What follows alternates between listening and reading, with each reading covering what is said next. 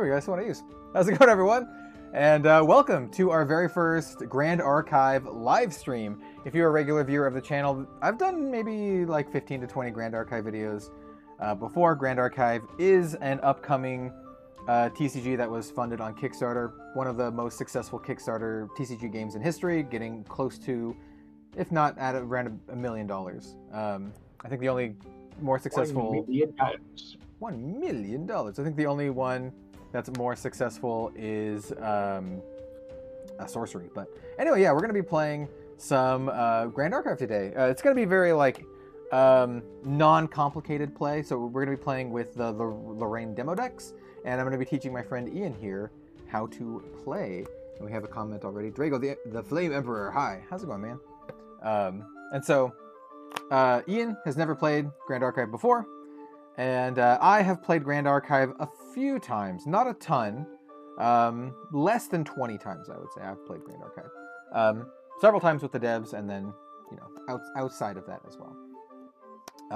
So yeah, the beginning of this is going to be me teaching Iain the card types and how to play, and then we'll like play through some games and stuff. Yeah, if you'd like to add anything onto that, Iain, go for it. Yeah. I'm looking forward to it. This is one of the Kickstarters that I did back. So I've got I think I got a box and a couple of starters coming. I didn't overly back it. This was sort of the tail end of that sort of 2021 that 2021 Kickstarter frenzy with a bunch of games. I had already kickstarted Nostalgics and D-Spirits, so I didn't have a lot of money to spend on this one, and yeah, admittedly I've got like a box of Nostalgics right behind me that I've got no one to play with, so we'll see if this one kicks off a bit more. I do know I have been talking to Geek Culture here in New Zealand, who's one of our distributors, and they are bringing this in, I believe. So they should have product in the first quarter of this year. So yeah, looking forward to checking it out and seeing if this is going to be one of the breakout games of 2023, which it may or may not. We'll find out. But yeah, no, it looks cool. I like the little bit that I have I remember from the Kickstarter. It looked interesting enough for me to give it a go, and I know Kel said, he's done a few videos, and I know he's quite attached to the product. So yeah, I'm looking forward to trying it out and seeing what it's like. Yeah, I think Grand Archive is my most anticipated new game of 2023. Like, I really, really love the gameplay. I think the devs are headed in a great direction. I think there's a lot of great things to say about Grand Archive.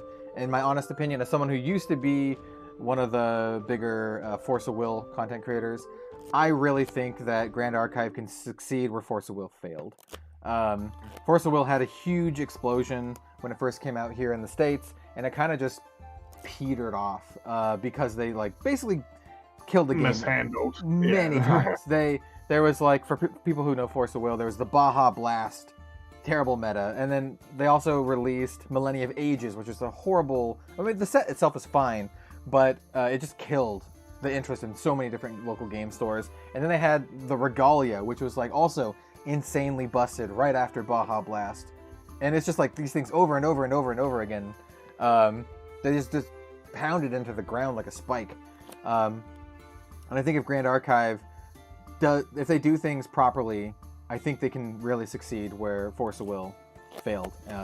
So I'm really looking forward to it. I think the gameplay is great. The fact that there are already tournaments firing off on their Discord often, not just a one-off thing. There's people actively playing this game and it's not even out yet. Should tell you how good of a game it is and how eager people are to play it. So with that being said, how are people doing that? How are they? They play on Tabletop Simulator. Grand Archive has an entire list of every single card in the first set, Dawn of Ashes, already up on their website, so you can see literally every single card. And they just they like download the list, and it's on. There's a tabletop simulator mod for it. And so yeah, they have the tournaments and all that kind of good stuff. So let's talk about some Grand Archive and how to play. It's a unit-based game, like many other card games out there. The most popular would be Magic: The Gathering, but I don't think it plays all that much like Magic, other than the fact that it is a unit-based game and you have like spells and stuff. It's in the same ballpark, but not really. The combat works a lot differently, and the resource system works way differently.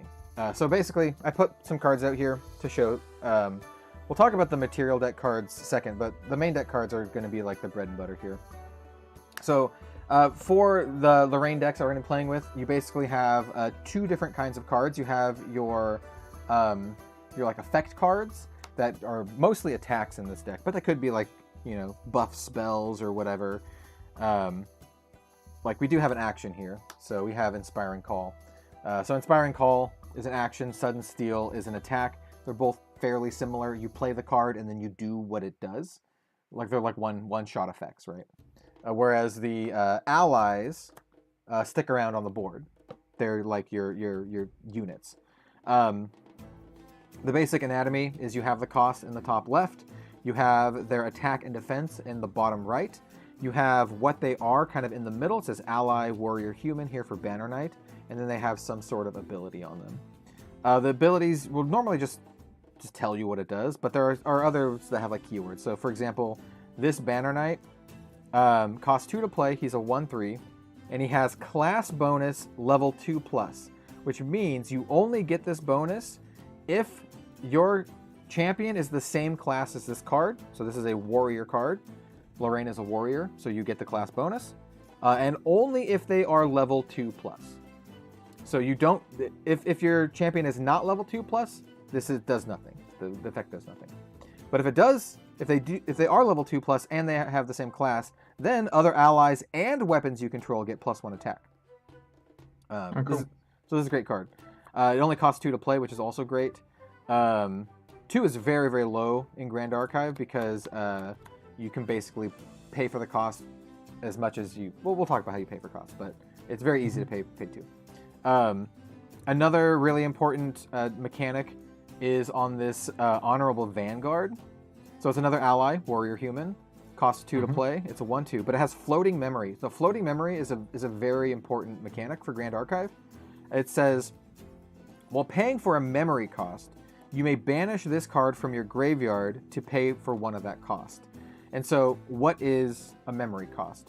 The normal cost here, that is not a memory cost. Memory costs are cards from your material deck. And so you have like a suite of cards from your material deck, including your champion. And you can play one of these per turn during the material phase. And you can only play one. And so instead of paying normally, which would be banishing one of your cards that is face down that you used to play one of these, you instead banish the Floating Memory card, it's incredibly useful. It means you don't have to risk anything from your hand, which otherwise you normally would. So I guess I'll tell you how to play a card. So say I have these 5 cards in my hand, right? And I want to play this Honorable Vanguard that costs 2 to play. It's really easy. You play it, and then you take 2 cards from your hand. You get to choose. You take 2 cards from your hand, and you put them down into your memory. That's it.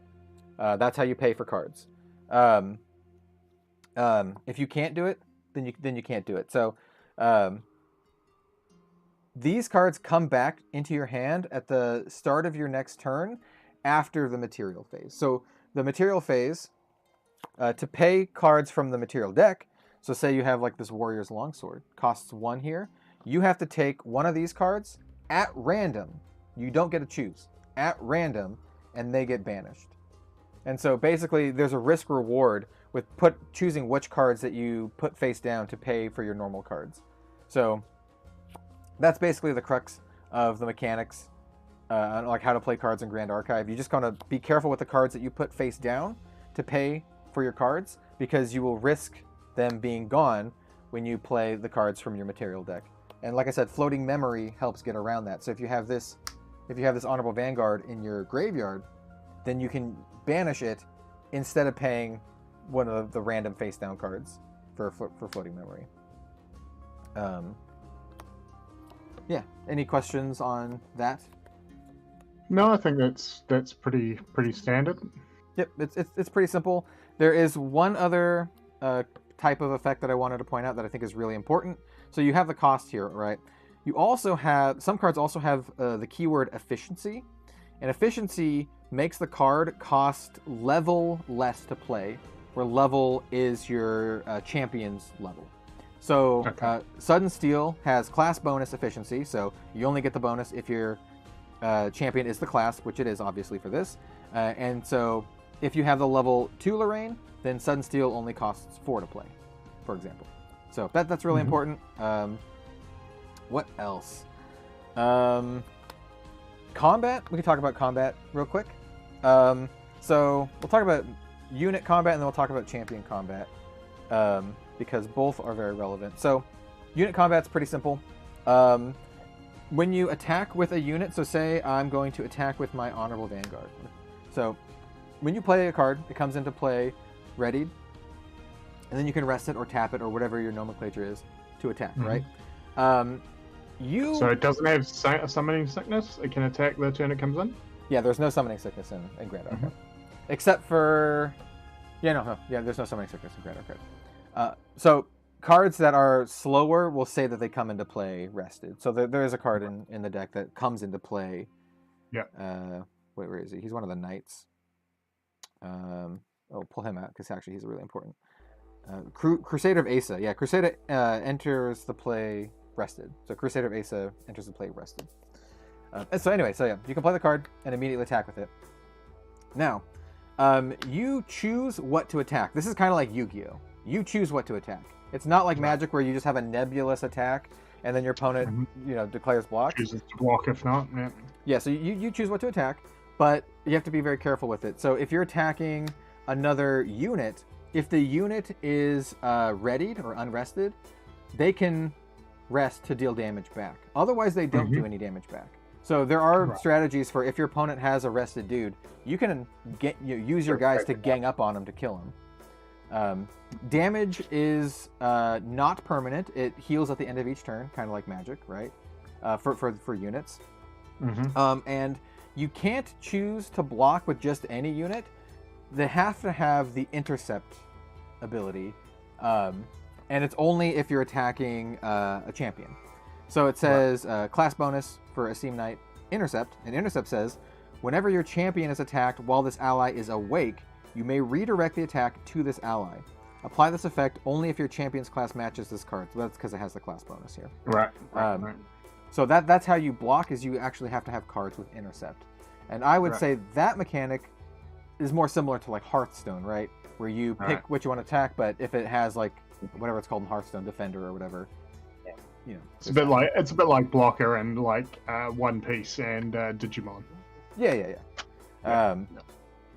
So that's kind of how combat works. You can attack and then play a spell and then attack with another dude or whatever. Like there's no like combat phase. It's just like you can do whatever you want on your turn. Attacking with champions. So your champion does have the ability to attack, but they have to have a way to do so. You can't just punch them bare fist. So for example, you have to have either a weapon or an attack card to do an attack. Right. You can actually do both if you have both. So for example, let's put out this Honorable Vanguard. So I could have Lorraine with the longsword attack the Honorable Vanguard, doing the damage that the longsword has here. Now the weapon has two stats here. There's the attack value of the weapon. The other one next to it is the durability of the weapon. And every time you use a weapon, it gets a durability counter. And then when it reaches that many counters, it gets destroyed. So like Jalashah, basically. Yeah, basically. There are cards that add more counters. So notably in this deck, there's a very, very good card, probably one of the best cards in the deck, Weaponsmith, where class bonus at the beginning of your recollection phase, you put a durability counter on any of your weapons. This is an incredibly good card. So it just keeps giving durability to your weapons. Right. So, like for example, there's also there's actions, like attack actions. So this is sudden steal. This one attacks for 5. So even with no weapon, I can be like, okay, my Lorraine will attack your dude for 5, right? Right. If you have a weapon, you can also attack with the weapon with the attack. Right. So instead, the sudden steal would be added bonus, or is that a separate attack? They're together, so it'd be a bonus. Together. Yeah. So sudden steal plus the warrior's longsword means it'd be coming in for a total of 7. So because it adds the weapons attack onto the attack of basically. Yeah, exactly. Cool. And that's basically it. You still have to have a weapon or an attack card to actually attack, even if your champion gets pumped up another way. So I'm pretty sure this is right, because we went over this with the devs. So like Lorraine, for example, level 2 says until end of turn, her attacks get +2 and on kill draw a card, which is great. But I don't think you can just attack with that +2. I think you still need a weapon or an attack to actually do that. I think what Alan, one of the devs, Alan Fan, was saying, he's like, you can't just punch him. I think that's basically the fundamentals here. We can talk about like the phases.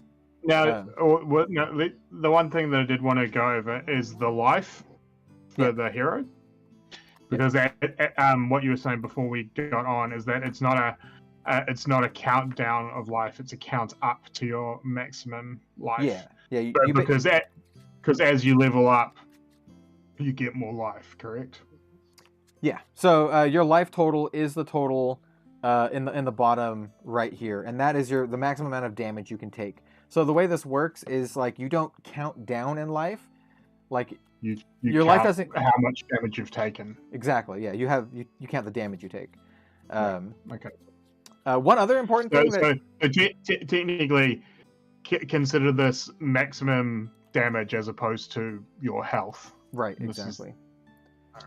Yeah, and when you heal, you remove damage is how it's normally worded, instead of like, healing life or whatever. You remove damage. What else do we need to know before starting? So the way it works is there's no mulligan. You just draw whatever it says on your spirit, and I think it's always just 7 now. It used to be 5, but I think it's just 7 now. And so it's just on enter, draw 7 cards. The first turn player is not able to attack their opponent because they don't have a spirit yet. So for the first turn, actually, the second player doesn't even have a hand. So I'll show you how it works once we're ready. I'll just walk you through the first game. I think that's like the best way to learn. Cool. So I'll go ahead and go first, just so we can do this. Just so folks know, you have your main deck, and then you have your material deck. Material deck is where you have all your weapons, your champions, all your good stuff here. And the difference between it is there's the little main deck has the yellow cost bubble, and then the material deck has the blue cost bubble there. So. Yep, and also on the type line, it says Regalia on any of the non-champion cards. It says like Regalia weapon, Regalia item, yeah, that stuff too. But the blue and the yellow are the easiest ways to do it. So for the first turn of the game, you always materialize your spirit to begin with, and then on enter, draw 7 cards. So that's your opening hand. There is no. So technically, as the second player, I actually on your first turn, I don't even have that in play, do I? Yeah, correct. So cool. So I'll draw 7, and then I will play some cards. So let's play.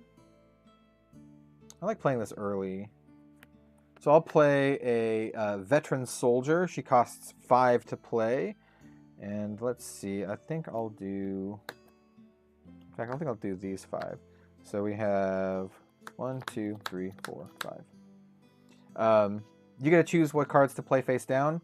I think you can look at them, but when you pay for your material costs, it's random, so you do not get a look It's just random. And then since Iain doesn't even have a thing to attack, you can't attack. And then that'll just be my turn. And so then I bring in my Lost Spirit.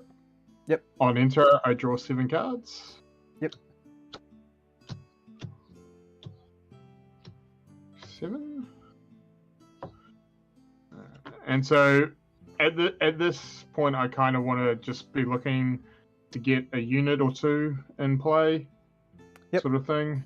Yeah, so just so you know, my unit is a 2/3, so 2 attack, 3 health, and she has floating memory. So that's the one, if she's in the graveyard, I can use her to pay for my material deck costs. So this is one that I think is good to get out early, and then, you know, use as fodder, basically. Like, if it dies, it's not a bad thing, because I can then use it to pay for resource costs.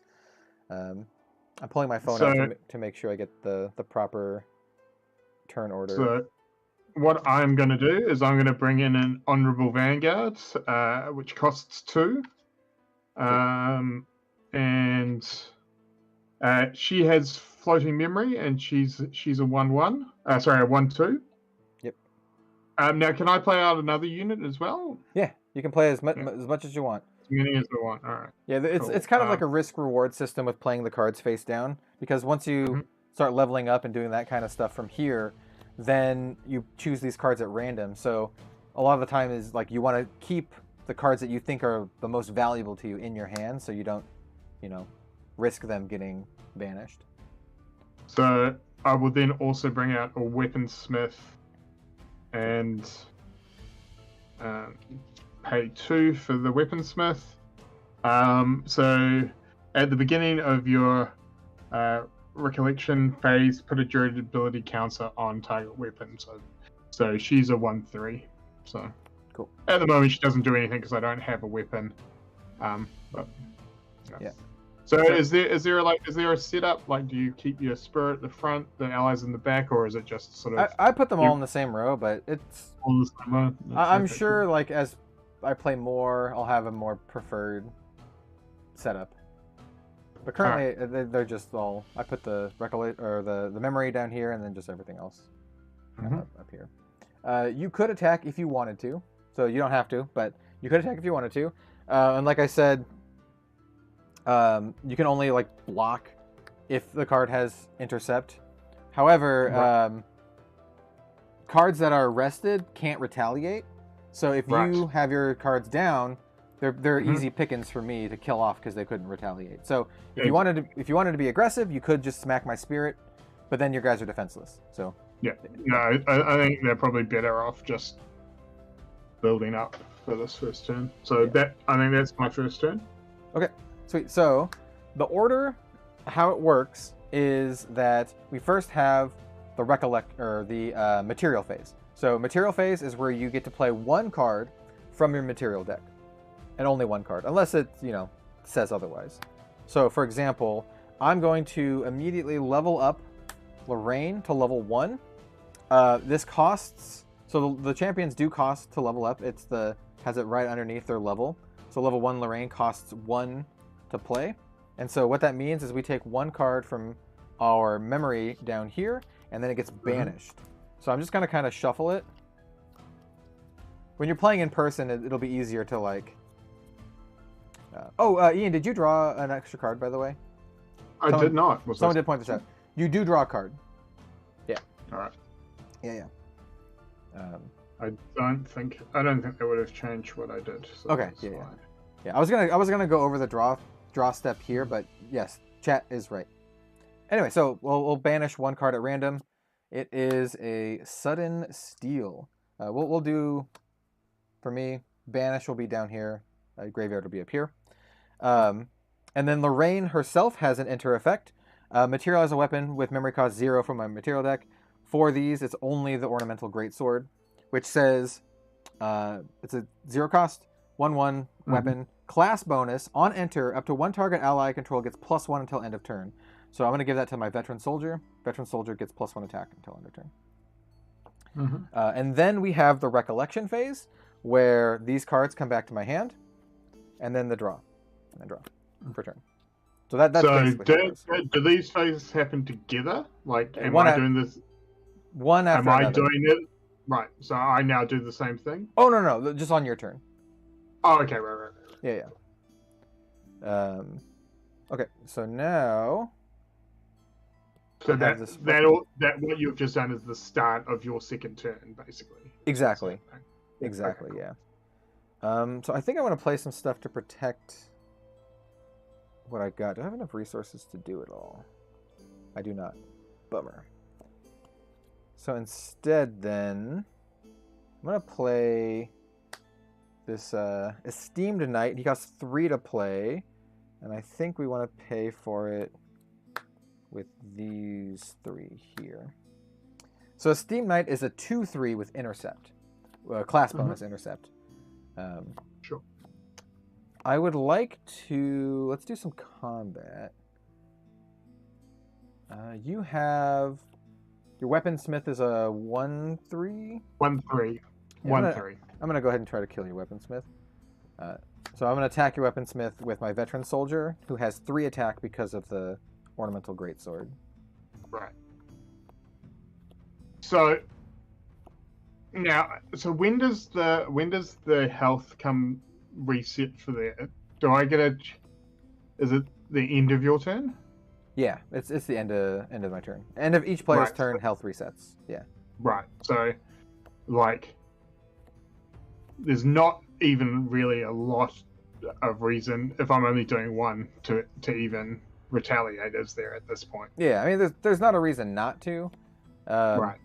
There will be, later when you have like instant effects and that kind of stuff where you can retaliate, then play a spell or something. But for these decks, I don't think there's much of that. I think all of the attacks, like the Sudden Steal, are like they're just attacks, not like instant speed cards. All right. Cool. So that's gone? Yep. It just goes to your discard pile. Mm-hmm. And I don't think I want to attack with my knight here. Or Lorraine. So I'm just going to pass the turn. Alright. Cool. So run me through the phases of my turn then. Okay, so the first one is your material phase. So you have your material deck. You can materialize 1 card from your material deck. Generally, I think I'm going to do the same thing that you did, and I'm bringing my level 1. Yeah, so generally that's what a lot of folks do. So I then have to pay 1 randomly for that, correct? Yep. And that's banished, not discarded, correct? Yeah, that is banished. All right, so I'll banishing a Sudden Steal. It's the same one that I did. Yep. And then I'll also bring in the Ornamental Grandsword. Yep. Oh, I should have killed your guy. Yeah, that's right. Oh, bummer.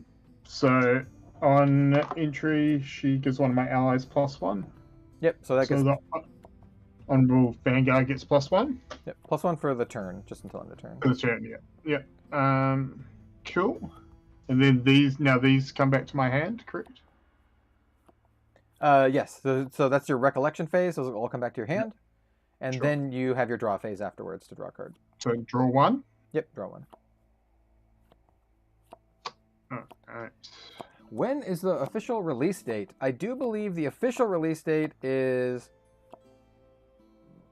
April or March. It's around there. There's a lot of folks who have it up for pre-order already. So Potomac Distribution had it up for pre-order, but it all sold out already. Yeah. March, April, I think, is the official release date for the Ultra Edition, which is the Unlimited Edition, which actually has like different art for like a bunch of the cards, which is pretty cool actually. The art looks great.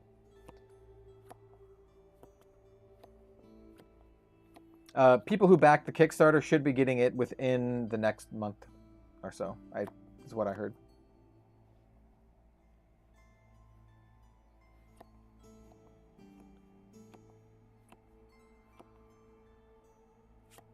Yeah, the Altar comes out during April. Mm-hmm. Yeah, you're welcome. I would definitely check in with your LGS. It is being distributed by some of the bigger distributors here in the US. So just see if your LGS can carry it. But there's also other online stores and stuff that are already selling Alter Edition. Very much like Flesh and Blood, there is MAP, minimum advertised pricing. So like I think it was like, I don't remember, like 80 something bucks or something like that MAP for the first set. So it prevents stores from like undercutting. So if you find it around the lower price, like 80-ish bucks, you're probably safe to get it there. Though I've seen a lot of people selling for like 100 plus. Yeah. How big's your veteran soldier there? Both of my units are 2/3s. 2/3s. All right. Now, so he has intercept. He has intercept, So, but it's only when someone attacks a attacking champion. the hero. All right. Yeah. Okay. So. Yeah. So. Now, do I have to like recruit everything and then do combat phase, or can I go like combat phase and then recruit afterwards? You can mix and match. Yeah. So you can match. Yeah. You can attack and then play a spell and then attack. You can play a bunch of spells and attack. You can do whatever. Right. So the way this phase works feels a lot like Hearthstone or something like that, right? So you can attack or play a spell or whatever. So with something like this, Reckless Slash, which is an attack warrior sword, and basically it's +3. Do I have to do that before I attack and then attack with it? So that itself is an attack, and that is only your champion. So yes. So that's only for your champion. The units attack themselves. So it would be for your champion. So you would just play the card and then basically attack normally. So you play the card and say like, okay, this is my champion. You tap the champion to do the attack, and then you pick your targets. Right. So I will do that to attack into your veteran soldier with my hero for 3. Okay, yeah. So I can't do anything about that. Veteran soldier. And then I have to pay. So I have to put 2 cards down to pay for that. Correct? Yep. Is there a big difference between the Kickstarter starter deck and the normal decks? I don't think so. I think the Kickstarter starter decks have like little boosters inside, but I'm not really sure what the other starter decks are going to look like, to be honest. I assume they're all the same, but I actually don't know 100%. I mean, there's a possibility a lot of the Kickstarter stuff will have like a Kickstarter stamp on the box, or maybe Kickstarter on the cards, but like the cards tend to be the same cards. They just have that extra so embellishment to show a Kickstarter. But I'm not sure if Grand Archive are doing that. They're not doing the Kickstarter stamp on the cards, but it says on the bottom what edition it is. But the Alter Edition, the Unlimited Edition, or whatever you want to call it, will have alternate art for like a bunch of the cards. So not only will it'll still be a little bit different, and then there'll also be some fancy cards that are in one that aren't in the other. It's like, I don't remember off all the stipulations off the top of my head, but there's like some like collector foils that are in one, and then some collector foils that are in the other. So they actually both have different collector foils in them. All right, so I am attacking your veteran soldier for 3. It says the Kickstarter starter decks and Alter starter decks have different deck lists. Cool. I'm not sure what they are, though. Like, I'm not sure if they've even been spoiled yet, what the deck lists are. Do we know if future sets are going to have first and second editions? No idea. I have no idea. That's something that I would like to ask the devs the next time I have them on the channel. Potomac is sold out already. Yep, Potomac distribution is sold out already. They popped up and had booster boxes, booster cases, starter deck bricks, and then starter decks, and they have all sold out. So there is, that's for the Unlimited Edition, so there's very real interest in this just beyond flipping Kickstarter boxes, which is real good. Okay, so anyway, yeah, you attack my dude. My dude's gonna die.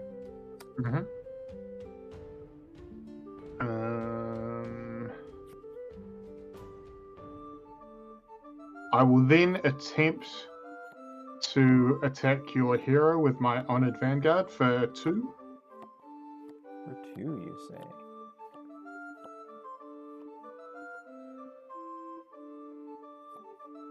How many cards do you have in your hand still? I have 3 cards in my hand. I don't want my die. I don't want my guy to die. I'll just crap. I'll just take the.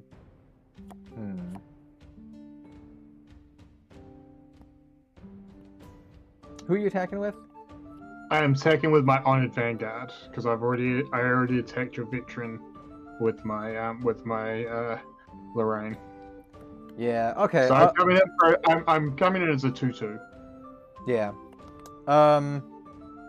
I will block it. So, I'll block it. I can redirect the attack to this ally. So I'll redirect it to him, and then I will also retaliate to deal 2 damage back to you. Alright, so that's going to kill my dude, and your dude's going to take 2. And so what's he on now? It takes 1 more to kill him.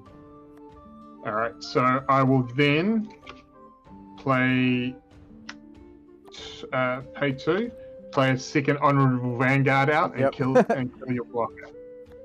Yeah, that'll do it. Because he can't retaliate because he's already rested, correct? Yeah. Yep. Cool. Yep. Alright. And that is everything that I can do this turn. Cool. Alright, so let's do this. What do I want?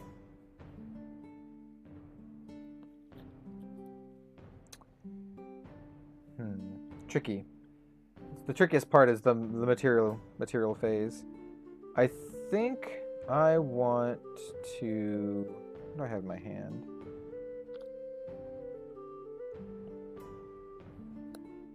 So how many heroes are in the first set? Do we know? 8 different. Oh, that's cool. So there's 2 of each class, and then some of them. I think all of the level 3s have multiple versions. So there's like a different version. So there's a decent amount. And so obviously we're running just the demo decks today. Yeah. And so these heroes only have up to a level 2 version, so this is more of a condensed experience. Yeah, so I'm gonna grab the Life Essence Amulet. It says whenever an ally controlled dies while it is not my turn, I can banish the Life Essence Amulet to draw a card. And then I'll get my memory back and then draw. Okay. Alright, so you have a 1/2 down there, and then you have your champion. I think this is a good turn for me to try to maybe smash in. We'll see. Yeah, so I'll play start off by playing Weaponsmith. We'll pay for Weaponsmith with these 2, and then I will play. Oh no, that doesn't work. I need. Keep this one. Yeah. To play these 2, and then I'll play an Honorable Vanguard doing the other 2. There we go. That works. So two little dudes. I'm gonna have the Weaponsmith attack your champion for 1.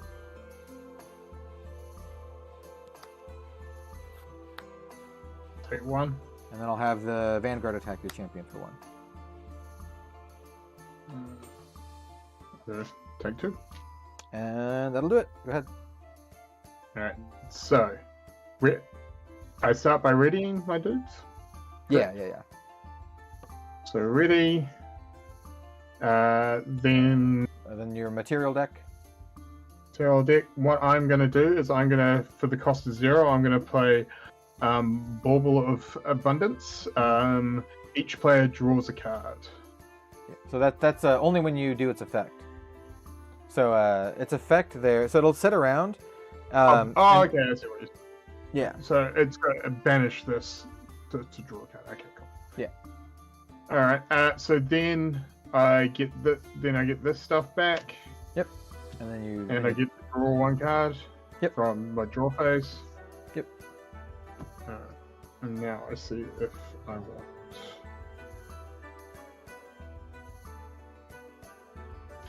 I think I will then banish this to draw. We both draw a card because draw. I need some more cards.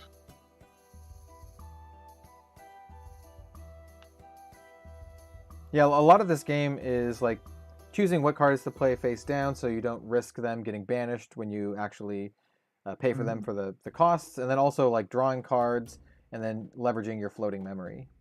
There's a lot of cards in this game that let you draw cards.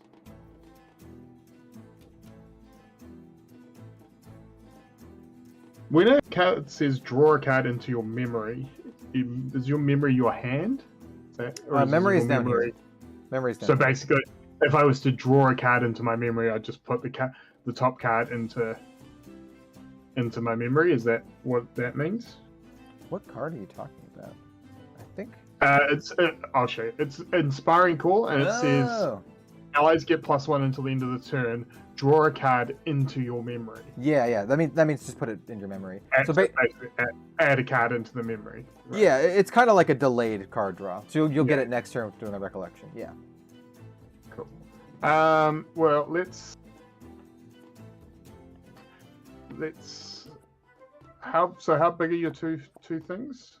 They're both pretty smallish. So Honorable Vanguard's a 1/2, and the Weaponsmith is a 1/3. I think let's take out the Weaponsmith with my hero. So coming in with the sword for 1. Okay. If I'm doing that correctly. So Weaponsmith is a 1/3, so she'll take 1 damage. Yep, that's fine. And then your Ornamental Greatsword will get destroyed because it has 1 ability. Now, destroyed, is that banished or discarded? I believe cards from memory get banished. I believe it's banished, if I remember right. Sounds about right. So then I'll play Inspiring Call, and this card costs 2 less if your champion has attacked this turn. All your allies get +1 this turn, and I can draw a card into my memory. Cool. So I can do that. And that cost me 1 to play, so I will play that guy for 1, and then I will attack your Weaponsmith for 2, killing it. Yep, that'll do it. And then when it dies, I'm going to activate my Life Essence Amulet. So whenever an ally control dies, when it's not my turn, I may banish it if I do draw a card. So I will do that and draw a card. That's interesting. I could do that.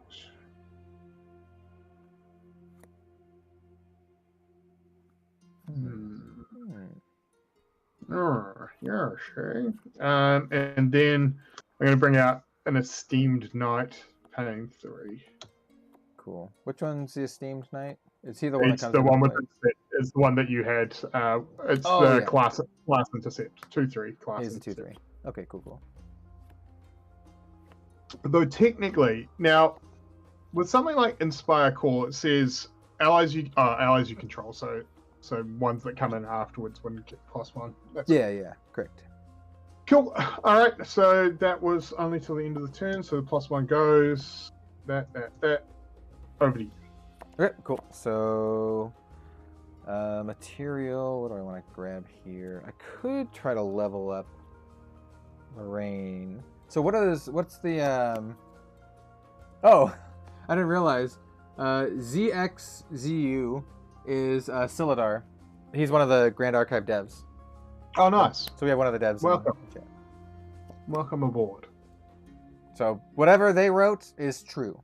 So basically, listen to them over us. yeah. Whatever they wrote is actually real.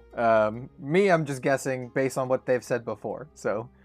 And this is the first time I'm touching the cards. So. Yeah. Whatever I say is me guessing off other card games I've played in the past. Yeah. Hopefully this is the first of many streams. So I think what I'm going to do here. So you have a Vanguard, right? And then you have an Esteemed Knight. So you have 2 units. That is correct.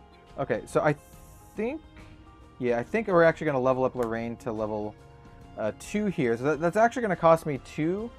But I do have 1 floating memory in here. So I have this Veteran Soldier.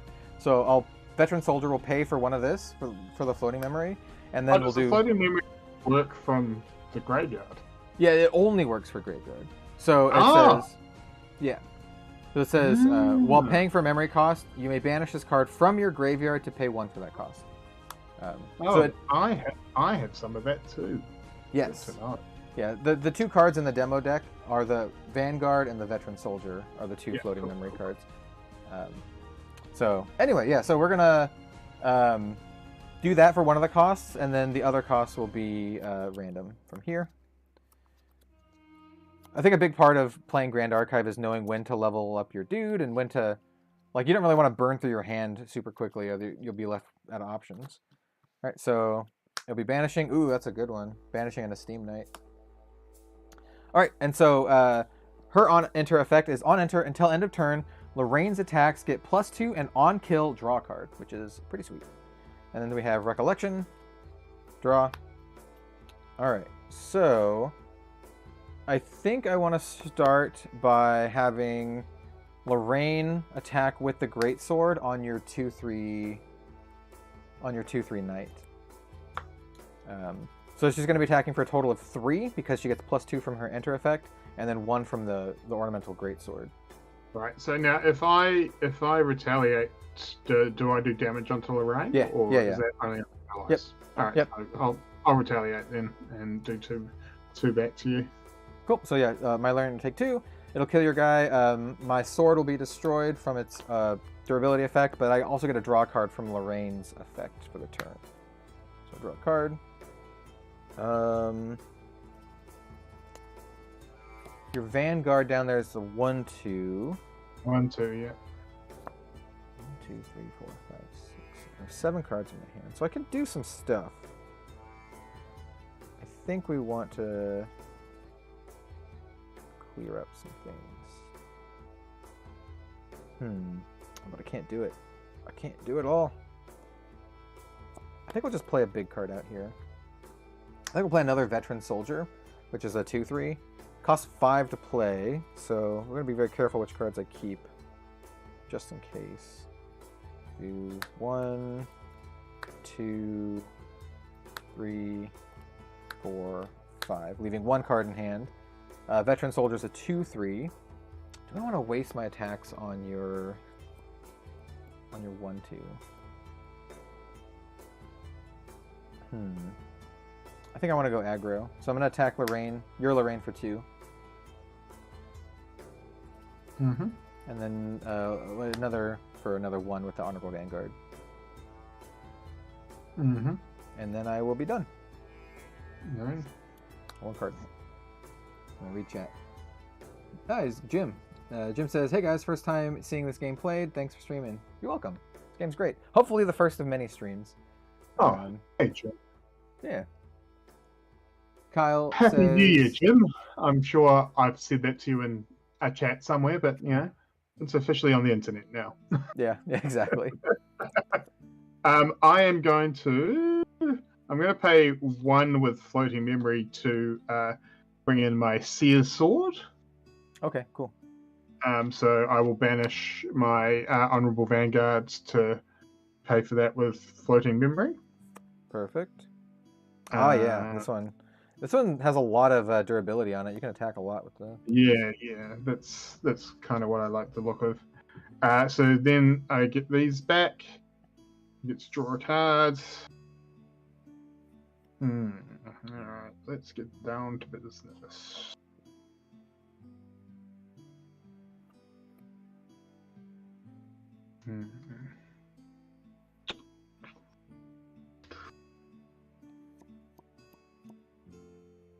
So something like Warrior's Sword, which is an attack action, do I have to use that with my hero, or could I use it with like my Honorable Vanguard? I believe it is only with your hero, only with your champion. Okay. Yeah. All right. Cool. Kepsi, hey guys, looking forward to getting my hands on Kickstarter pledge. So close now. Me too. Iain here, back to Kickstarter. We mentioned earlier he's like some starter decks in a box.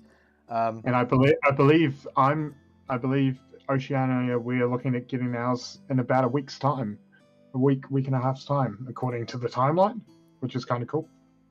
And I backed it for a little bit more than that. I think I backed it for 11 or 12 booster boxes, plus the starter decks. So I went pretty hard on it. All right, let's try and catch up a little bit with the damage. I'm going to play Reckless Slash and attack my Lorelei into yours. Okay, how much damage is this? Hero, it will be coming in for 3, and it's going to cost me 2. Okay. Yeah, I don't have any effects or anything, so I'll end up taking the 3. I'll be at 5 damage.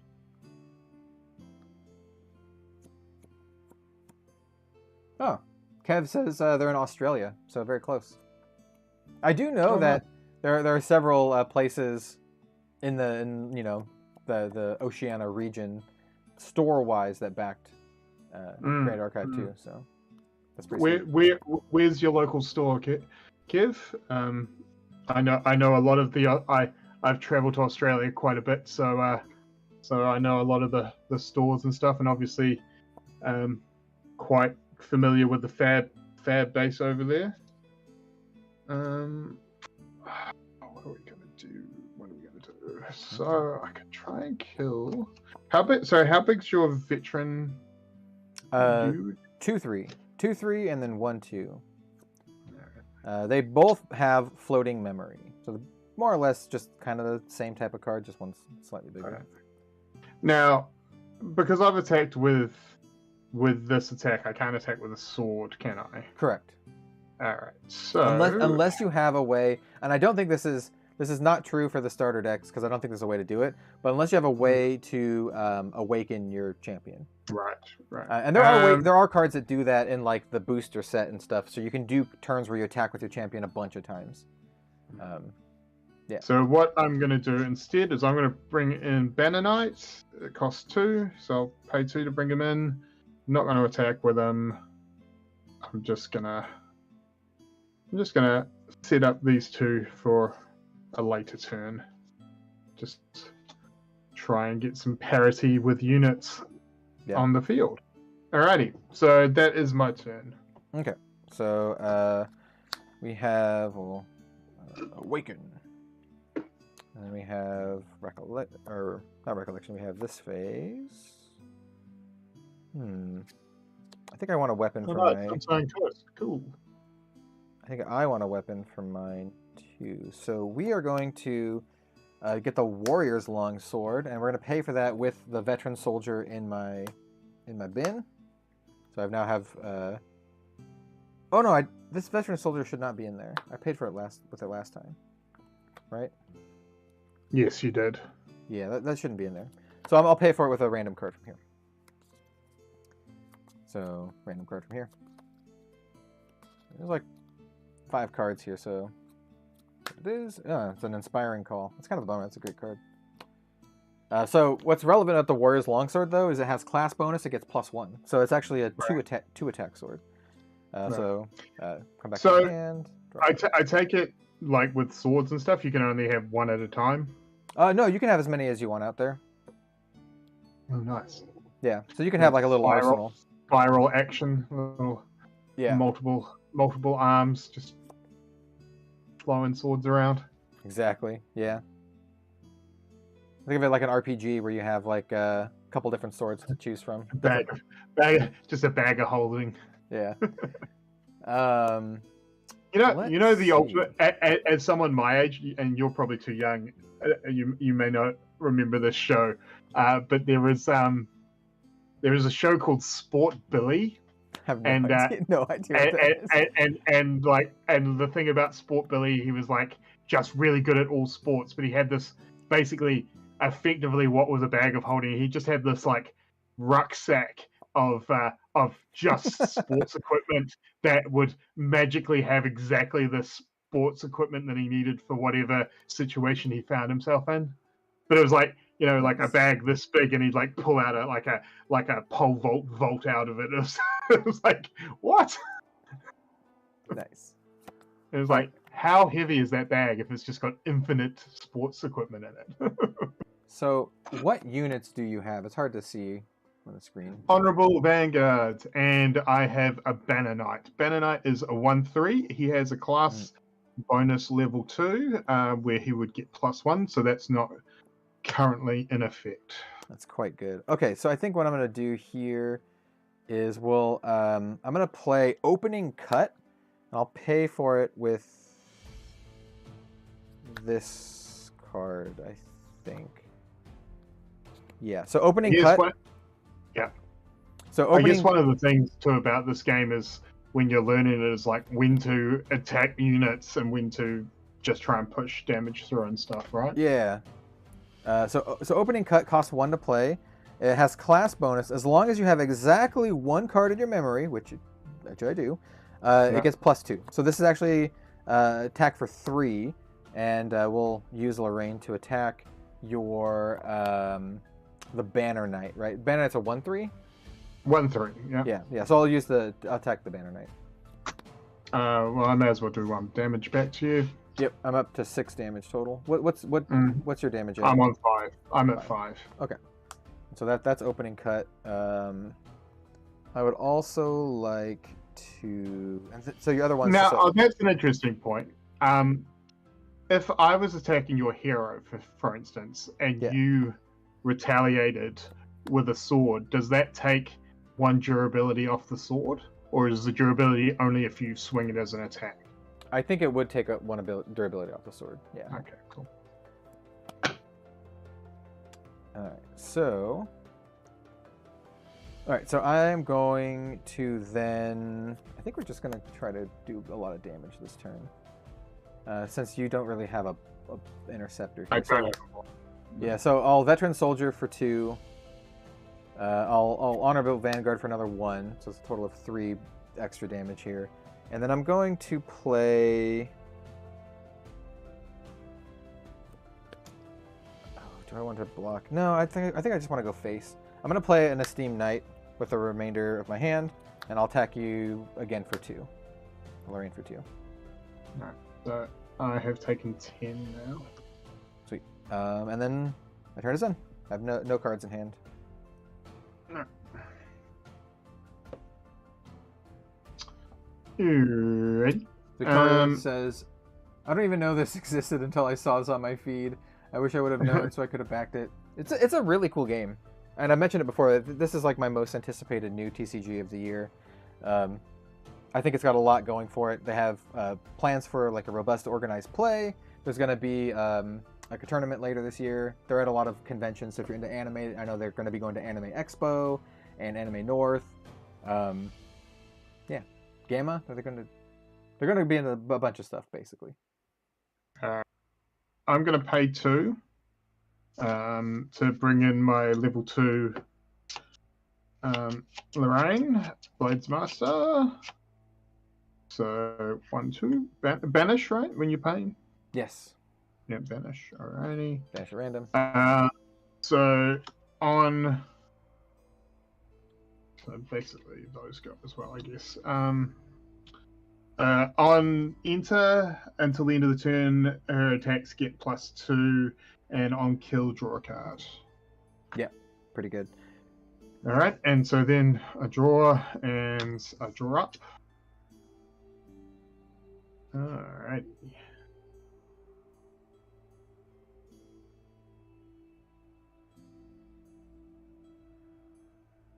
Yeah. Okay. It says, love the aesthetic of this game. Maybe if I can find room in the FAB budget. Hey, I understand it could be tough having playing multiple card games. The artists you've shared are awesome. Kind of has a Genshin aesthetic. IMO. I agree with that. And the artists that I've either worked with or talked with the game are all super awesome. Like Honshu is a good friend, but also like Faicha, who did our collaboration card, as well as Yori. Really, really good stuff. I believe Yori did Lorraine. Yeah? Or Hori. Hori, not Yori. My apologies. So I am going to attack with Seer Sword into your Esteemed Knight. Okay. So on attack, Glimpse 2. Glimpse, look at that many cards on the top of your deck and put them on the bottom of your deck in any order. So I get to look at 2 cards, put them on the bottom of my deck in any order. Do that. So because her on enter, she gets +2. This is coming in for 3 this turn, so that should kill him. Yes. And also, Brooklyn says, is there a link of 2023 Grand Archive of events they'll be attending? I know Celadar could answer this, but also it's on their website. They literally just posted an article on their website. So if you just go to gatcg.com, it's on there. So Steam Knight's dead, yeah? Yeah. Okay, cool. And then what's the stats on your two dudes? 2-3, 1-2. 2-3. And you're currently you leveled up now. Okay, yeah. So you have 24 Yep. life. Okay. Yeah, I have 24 life. Yep. I am then gonna play Inspiring Call to give my allies +1, and it costs me 1. It just costs me 1. It costs me 2 less because my heroes attack this turn, and I will take out your Honorable Vanguard with my Honorable Vanguard. Okay. Yeah. Wait. What are you doing to do this? Oh, it's the inspiring call. Inspiring Call. Yeah. Yeah. Gotcha. Yep. That's dead. And then I will just hold on to these other cards into my hand and pass to you. Okay. So we can materialize. Let's see. What do we want to get from here? I can get the bauble to get another bonus. I probably want the bauble. Or I could get the sharpening stone to pump up enough to kill one of your dudes. What? So you have an Honorable Vanguard, and then what's your other? You don't. It's just Honorable Vanguard out. Honorable Vanguard and a Seer Sword with two left on it. Okay. I'm gonna choose the Bauble of Abundance this time. And then we have Recollection and Draw. Okay. Let's see if we can do some stuff. I do like this card here. I think I'm going to try to just go aggro even more on you.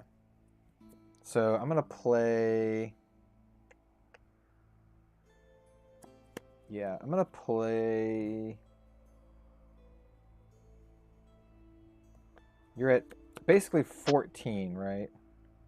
Virtual 14. I'm at 10, yeah, so yep, so you have to do 14 more to kill me. I can do a lot. I can actually do a lot this turn. Not quite enough, but a lot. So I'm going to play this Trusty Steed. We're going to set up for another turn. So Trusty Steed costs 4. It says, on enter, another target ally you control gets +2 until end of turn. So we're going to give my Veteran Soldier +2 for the turn. And it itself is a 1-3. Veteran Soldier is now a 4-3. And I'm just going to punch your champion for 4. Mm-hmm. And then I'll attack your champion with my Steed for 1. The Steed is a 1-3. Mm-hmm. And then I will attack your Lorraine with my Lorraine for 2 with my Warrior's Longsword. And it'll get a durability counter on it. Mm-hmm. And that's a lot. Yep, that's what I can do. It's your turn. All right. That is a spicy meatball. I'm going to do the only thing that costs me 0. Oh yeah. So I bring in the life essence amulet. I'll get that back. I'll draw cards. There are like very specific sideboard tech amulets and baubles that cost 0. That's like, if your opponent plays a fire card, banish this and draw a card, kind of stuff. So you can you can tech it certain ways. Yeah, there's a lot more. There's a bunch of cards that are like material deck cards to choose from. One cool thing about the material deck cards in particular. All of the highest rarity cards in the first set Not counting collector or fancy versions, but the highest like base rarity type stuff. They're all regalia items that go in your memory deck, and you only ever need one. So it's kind of like Flesh and Blood in that, if you get your fancy, ultra rare card, you only need one of it. So. Right. All right. Does have. All right. So I'm gonna pay 3 to bring in a Crusader. He comes in rested. Oh, that's a good one. He's like a 2/4, isn't he? 2/4. Yeah. Yeah. And then I think I can't kill any of your dudes, so I'm just going to attack you to face for 1 with my Vanguard. Yep, take it. And then attack you to face for 1 with my Seer Sword, and I get to look at the top 2 cards. Okay. Put them on the bottom in any order. And that will be my turn. Alrighty. So we will awaken here. Recollection. We'll get this sharpening stone. It costs 1 to play, but I have an honorable vanguard, so I'll do floating memory to do that. Sure. Yep. And then we have recollection, draw. All right, I think I got the win here. What's your life at? So I'm currently at 17. Okay. Yeah, I think I got the win here. I'm gonna banish the Bauble of Abundance, so each player draws a card.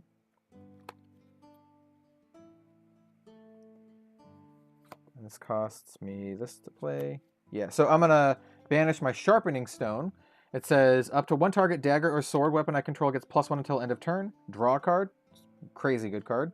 So my longsword will get +1, and I get to draw a card. Mm-hmm.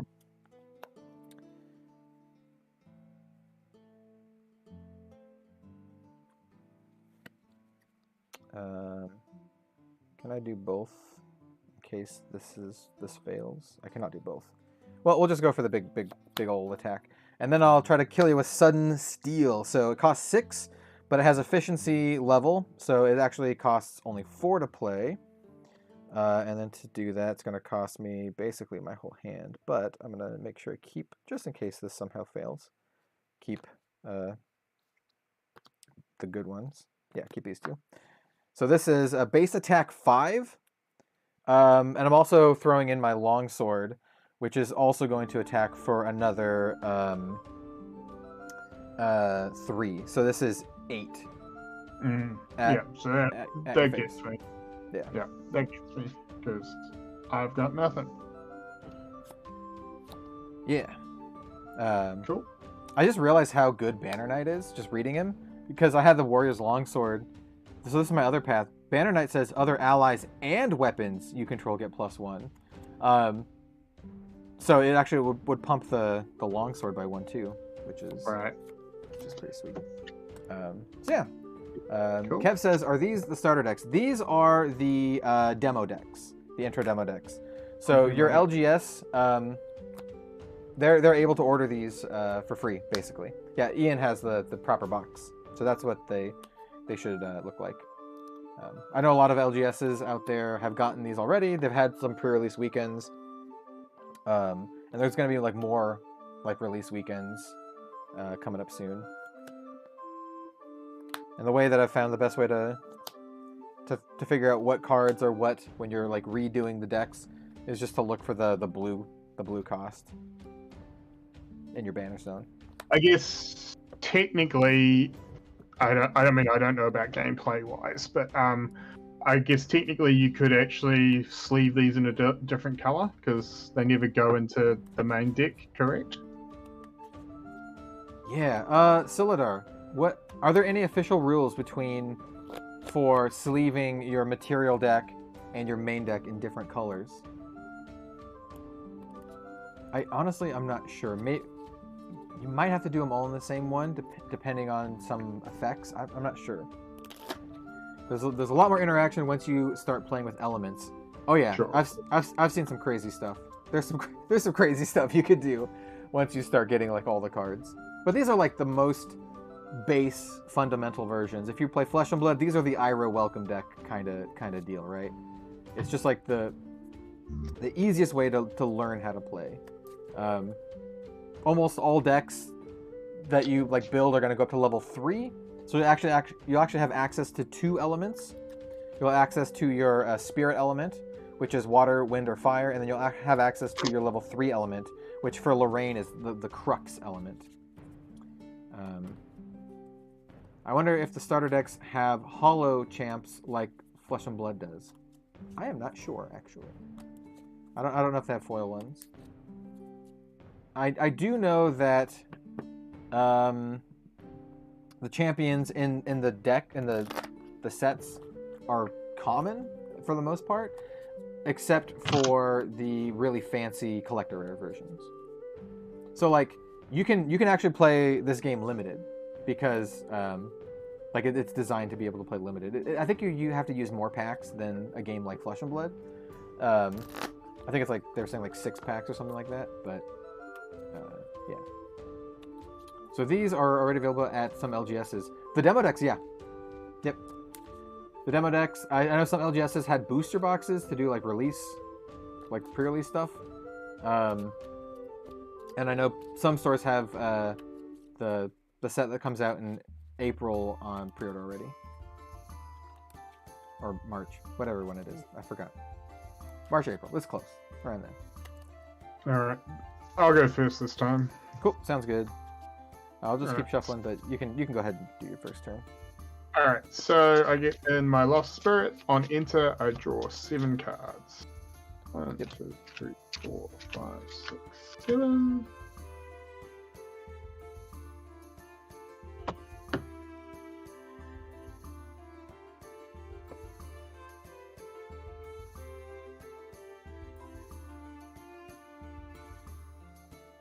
Yeah, Kyle, I would recommend, if you have an LGS that you go to frequently, just ask them to carry Grand Archive. Basically, I know how a lot of LGSs work. If they just get a lot of people requesting a game, they're more likely to actually carry the game. So, just ask them. Grand Archive will be distributed, I think, through some major distribution. I think maybe Southern and PhD. I don't remember off the top of my head. I'm not really like a, distribution knowledge kind of guy. But I do know they have distribution through major distribution. All right. I'm going to bring in a veteran soldier, paying 5, and pass to you. Cool. Lost Spirit. Draw 7. Draw for turn. Okay, so you have 2, 3. Interesting. Okay, so I think I want to Honorable Vanguard, and we'll pay for that with. So yeah, like this is interesting. So Grand Archive's coming into a year that is very, very a lot of competition for new games this year. Yes. We're going to be seeing just at the end of last year, we had One Piece come out. We've got Grand Archive coming out. We've got Battle Saga Spirits from Bandai coming out. Yeah. As well as, I feel like there's another game coming out. Oh, there's a bunch of games coming out. I'm actually going to do a maybe on Monday do a top 5 most anticipated games of the year. But yeah, there's sorcery. Yeah, and so I think it's a very interesting time, and I think it definitely, if you can get a few people of the same mind to start a game at the same time, it's going to be advantageous, because quite often it's quite hard to. What are you attacking? I'm gonna reckless slash your Vanguard or your unit with my Lost Spirit. I'm just imagining this in my head. This spirit like cutting your dude down. So it attacks for 3. Right. Sure thing.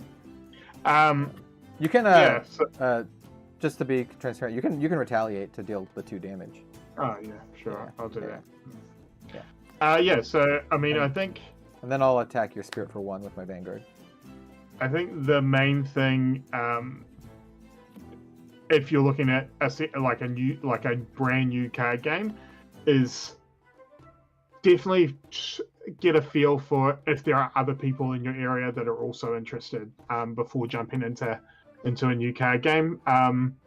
Just because there are so many card games, like we're almost in that early 2000s time of there just being so many different card games, and so people are splitting their time and money between games, and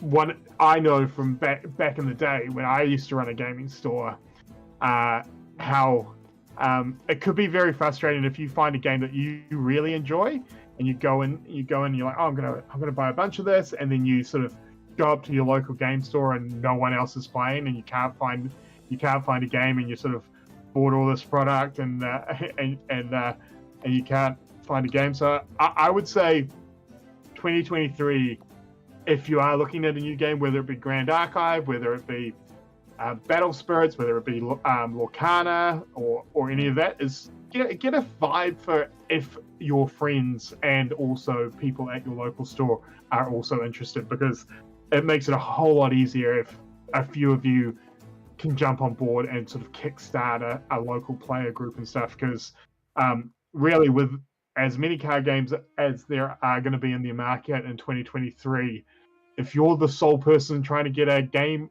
off the ground in your local area, it can be very, very tough. Not to say that it's impossible. It just means that if you are in that situation, you might have to do a little bit more work yourself. Alrighty, I am going to bring in my level 1. Cool. And I'm going to use the floating memory from the dude you capped to pay for that. Yep. That was the price I paid for you not to get value off of your greatsword. Yeah. And so I'm going to bring in the Ornamental Grandsword. On enter target allies you control get +1, so that's not going to do anything this turn. But there's one nomenclature thing that's important here. It doesn't matter in this case, but they use wording for two different things. There's wording for ally and unit. Unit literally means anything on your board, ally or champion. If it says ally, it's specifically one of your like minion kind of units. Right. All right. Or minion allies. Yeah. Shouldn't. All right. So then I get my cards back and I get to draw a card. All right. Let's get down to business. Let's get down to business. Yeah, I mean, like with all the TCGs coming out this year, I think it's like, for me personally, I'll be covering a lot of them to some degree, but at the end of the day, like, you know, even I can't afford to play all the games all the time, and so I'll just have to pick and choose what my favorite ones are, the ones I think are the best. And there's a reason I'm playing Grand Archive right now and not, you know, another one, right? I really like Grand Archive, and if you do have a community like a community LGS that plays games like Force of Will or Vanguard or Weiss, or maybe even like maybe not the One Piece because it's so new, and I doubt people are willing to bail on that so quickly. But, although to be fair, with how the collectors are gouging the prices of One Piece product at the moment, you may find, I know here in Auckland, there's a bunch of One Piece players who are already out of the game because they're like, I can't justify paying $300 plus for a booster box, because that's the only way to get them. Yeah, it's the only way to get them on the secondary market, and all the people are gouging people. So I've already seen posts of people getting out of that game, and that game's less than 3 months old, and people are already getting out because they can't afford to get cards to play. So yeah. Crazy. One of my hopes for Grand Archive is I mean, it's great that Potomac Distribution sold out of all their stuff already, but I mean, because it shows there's a lot of interest. But I hope they are able to get like restocks in so people can buy stuff, Yeah. All right. So I'm bringing in an esteemed knight, and then I am going to pay 2 to reckless slash. Oh yeah. Into your lost spirit for 3. All right, I'm at 5 total damage. And I will pass. Okay. Let's get up. Let's check here. Yeah, we will level up Lorraine to 1. I think 2023 could be the return of the year of secondary gaming, where people play one game as their competitive game, and then have a secondary game where they just sort of hold a deck or something because they enjoy the game, but they can't afford to fully commit to a secondary TCG, because to be fair, every TCG is expensive in one way or another to stay involved in. So I think my webcam died real quick. Hold on, I'm just gonna cycle it. Just gonna turn it off, turn it back on. Kind of annoying. Just froze. And again, I used to run it. Yeah, I used to run a store.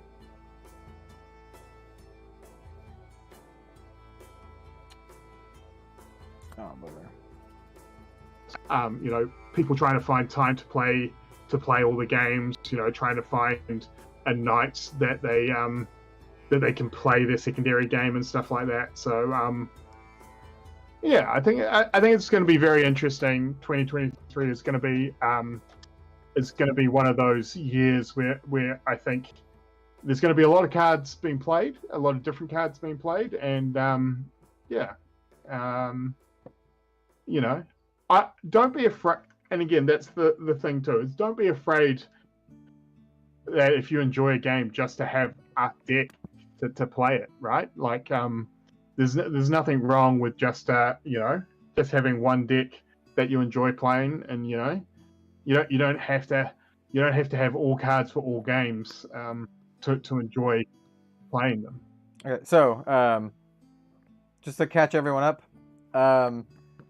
my camera froze, but I was playing while it froze. So anyway, we leveled up Lorraine to level 1. We got the Ornamental Greatsword, pumped up the Honorable Vanguard, and then the Trusty Steed got banished for paying for Lorraine. And then I recalled, drew a card. So that's what we're at. That's where we're at. Ornamental Greatsword is going to give the Honorable Vanguard +1. So it's a 2/2 for this turn. Interesting hand. So you have a 2/3 is what you have. I have a 2/3 with intercept. Yeah. Okay. So I basically need to deal with the 2/3. I have a 2/2 here, so I need at least one more point of damage. Okay. All right. So what I'm gonna do is I'll first attack your 2/3 with my Honorable Vanguard for 2, because I got +1 for the Greatsword.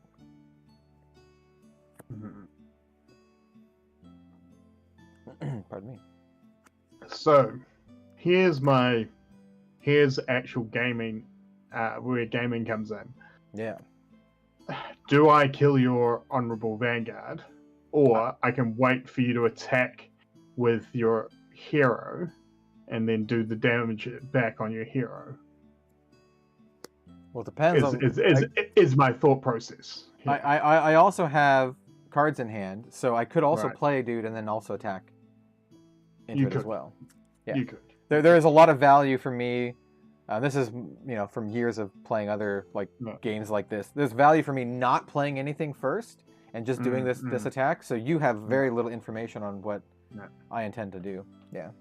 So what I will do is I will not attack back. I will just take the damage. Okay, so you'll take 2 because yeah. So I've got one left. I've got one left. Yeah. So I am going to be playing. Basically, I'm forcing you to kill one of these because I'm going to play another Honorable Vanguard, and I'll be paying for it with. I can still play another 2-drop here, so I think I'm going to pay for it with these two, and then I will attack your dude again for 1. So I'll kill that one on Yep. the way back. Yep. And then this is a hand where I just drew all of the honorable vanguards. I'm gonna play another honorable vanguard with my last 2. So that was 3. And then this one will attack your attack Lorraine. Attack your life points directly. Yeah.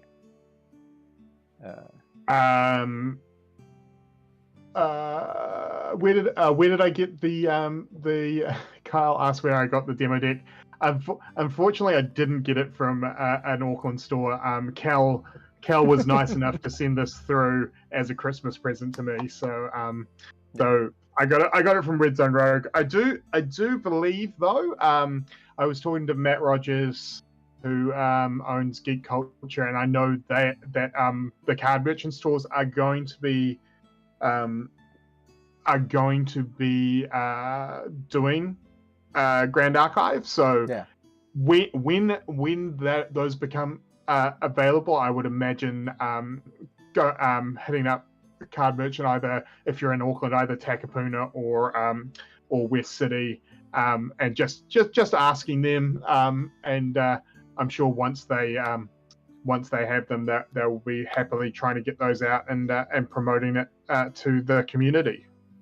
Cool. And so after you took the 1 damage, my turn is done. Alright, so already my dudes. What do I want to do? I was talking to Iain about this before we started, but I think a lot of the fun of Grand Archive is going to be building your champion with your element that you want, plus like all of the other stuff. So you can make, so we're playing Lorraine, but you can make like Fire Lorraine or Wind Lorraine or even Water Lorraine if you want to get real spicy. And each element sort of favors certain play styles. And so like in the first set, you have 4 classes. You have Warrior, Tamer, Mage, and Assassin. And you have 1 corresponding hero line or champion line for each of those, so Lorraine. But you also have what they used to call lineage break champions, which don't have the full lineage, it's just a one of, but you can still play them on top of a level 1, for example. So Mordred is the level 2 warrior, but he doesn't have a level 3 version.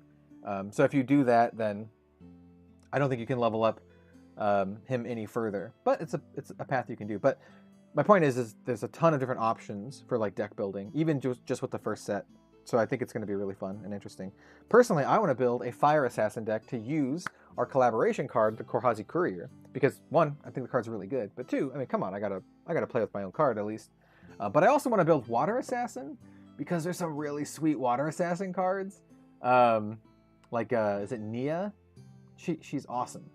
So I want to do some try Water Assassin, and then like Wind Sylvie, like Wind Tamer, Fire Mage, Water Mage. I don't know, there's some cool stuff. There's some really cool stuff. Alright, so in my turn, I just got the life essence amulets. Yep. And we're going to play some stuff.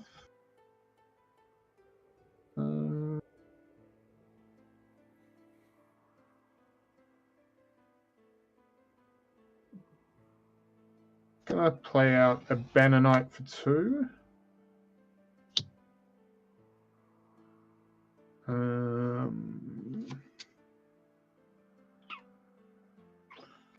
And then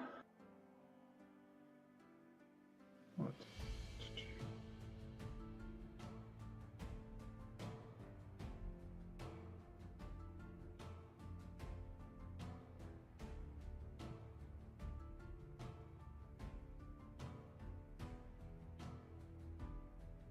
I think that's actually what we want to do. I actually don't want to attack this turn. Okay. Yeah, I think I want to hold on to some stuff. So I will pass back to you. Okay, so we get up. Material. Let's see, what do I want to do? Oh, the sharpening stone's real nice. So how big are your dudes? You have I've just got a 1/3 and then level 1. 1/3.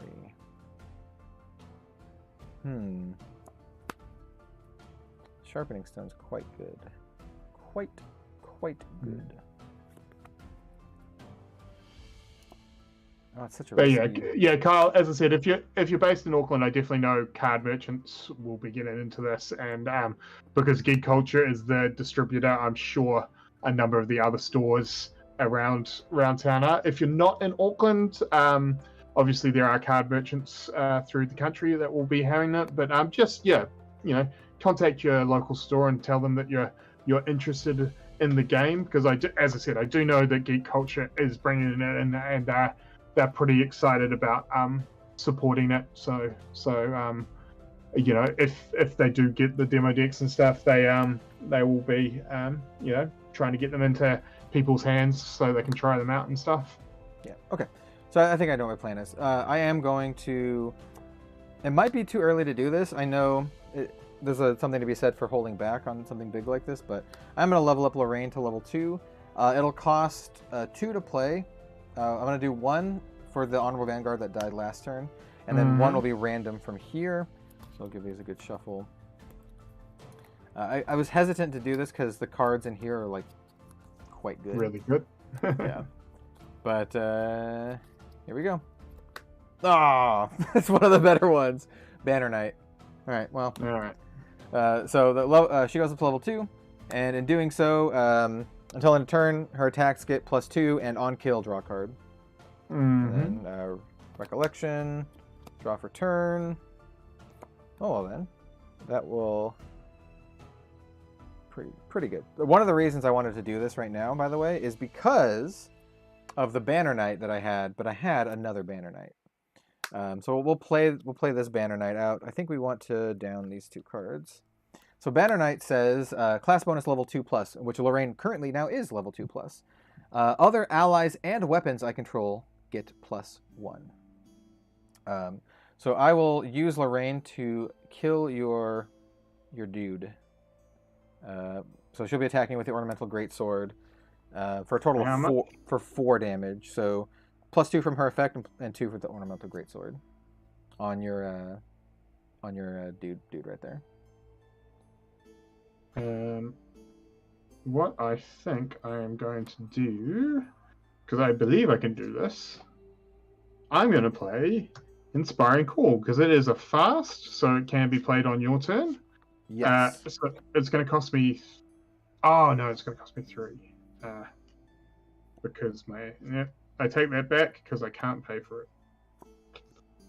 Because I remember it only costs less if I've attacked. So that's fine. I will attack back Lorraine and do one damage on the way back. Okay. And then I will also play Life Essential Amulet. When an ally you control dies, if it's not your turn, you may banish this amulet if you do draw a card. Cool. And I will also draw a card from killing your dude from Lorraine's effect. Mm-hmm. And then now we just go Unga Bunga Face. So Banner Knight gives all these +1. So I'll attack for 2 with the Honorable Van. I'll just shortcut this. This is a total of 2, 4, 5 damage. Sure. Banner Knight does not pump himself. It's only other allies. So. Yeah. Cool. And then I have 2 cards in hand. I'm just going to pass. What's your total damage at? 6. 6? Okay, cool. It's a 6 all. I'm at 6 as well. Mm-hmm.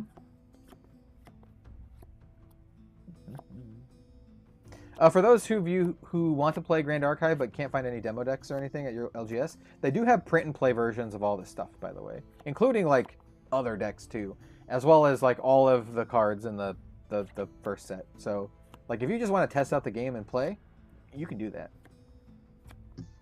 Does require a little bit of work, but I'm gonna level up my my main dude. Yep.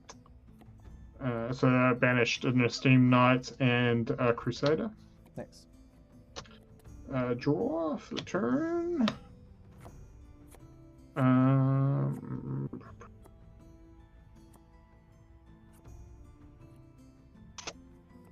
I will then kill your Banner Knights with my Lorraine. Cool. So you're attacking with the great sword. The great sword. Yep. Yep. So Yep. That happens. that will go. Banner is dead. And I get to draw a card because I killed you. Yep. Mm.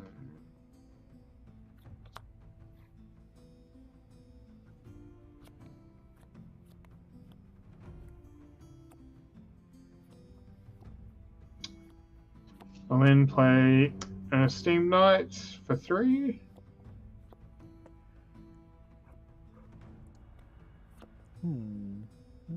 And pass to you.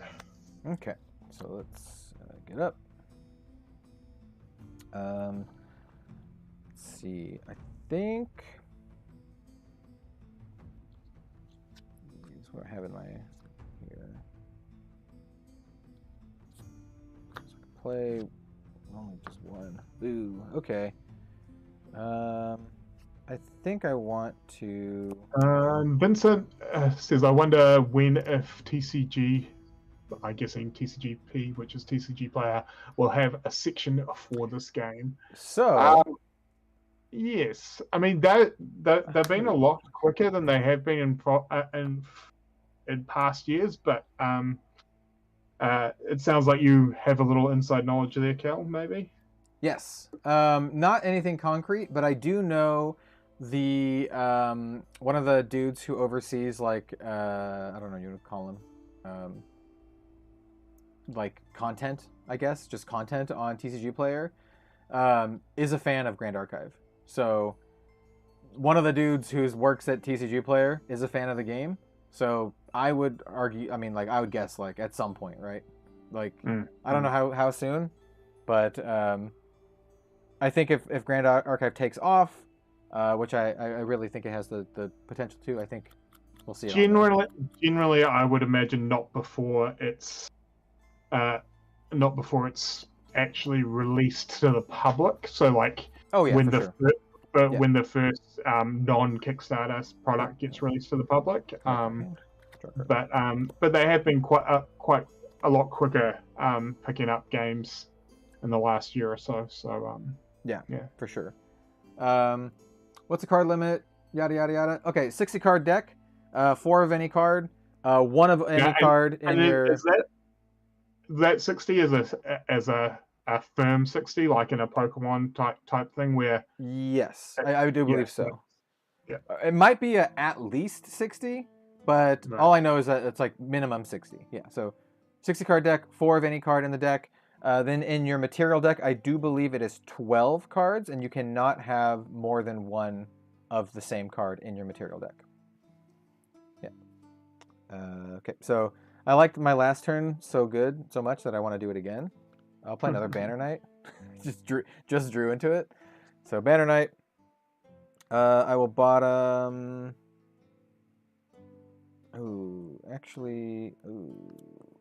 These 2, I guess. And so the card that I got, by the way, from my material deck is the Life Essence Amulet. Yeah. So these all get plus attack. So I'm just gonna attack your face. So Honorable Vanguard, attack you for 2. Mm-hmm. Yeah. Second one, attack for 2. Second one, I'll intercept. Okay. And will you retaliate as well? I'll do retaliate. Yeah. Okay, so this. I think I have to retaliate if I intercept, correct? I don't think you do. Let me see. I have to find a card that says it. Do you have any in here? Let's say it. Whenever champion will be attacked and this ally is awake, you may redirect the attack to this ally. Apply the effect only if your champion class matches this class. Yeah, so you don't have to retaliate. You would just take the 1 damage and not hit my guy back. That's interesting. Oh, maybe I'll do that then. Okay. So does that mean I could intercept again this turn or not? Yeah, as long as your dude is awake, basically. Right. Okay. Cool. I will be sad. Because your guys is a 1, there's a 2/3? Is a 2/3. We're now effectively a 2/2. Oh, I can't kill it though. Oh no, it took 2 damage. I'm sorry, it took 2 damage from them. This is it got +1 for the Banner Knight. Yeah. Okay. So I'm not sad. I'm not sad. It's a 2/1 then. Yeah, I'm gonna kill your guy then with my Banner Knight. So attack it for 1. And my dude's a 1/3. Alright. That's annoying. Yeah, go ahead. Yeah, my turn's done. Alright. That is annoying. I work for a bookstore on a college campus. We're trying to get some TCGs in store. Who would I contact for some demo decks if possible? So one of the devs was actually in chat earlier. I don't know if Silidar is still in chat or Zixu. I don't know how to pronounce that. But if he's not, go to the website, gatcg.com. And I think there's a section for like contact us or whatever. And you can like reach out to them about it.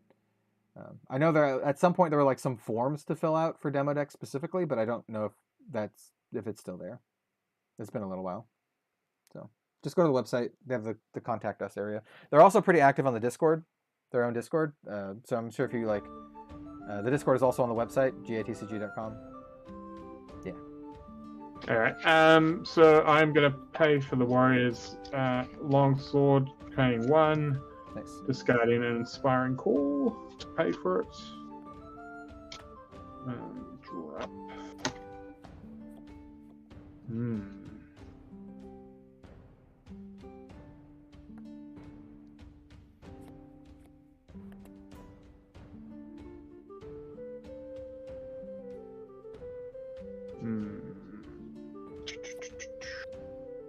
So that Banner Knight is just ongoing, or is it on?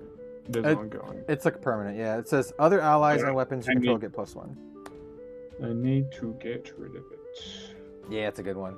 It's a good one. I think the 2 best cards in this deck, honestly, and like cards that you probably will play in like actual like constructed decks, the Banner Knight and then the Weaponsmith, the one that puts durability counters on your weapons, and then Banner Knight's just like team pump, which is pretty good. So with that in mind, I am gonna play Open Cut and kill your Banner Knight because it gets +2 for only having 1 memory card.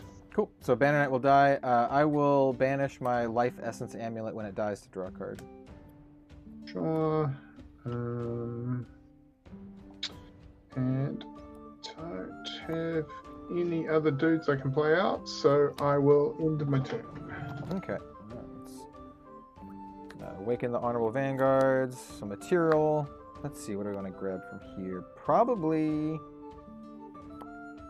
a weapon, but this would be a good turn to just kind of set up things. So I think we'll get the Bauble of Abundance this time. We have Recollection, and then Draw. All right, let's see what we can do here.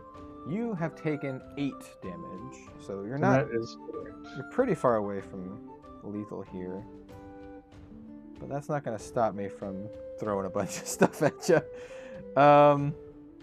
might be a good time to play this.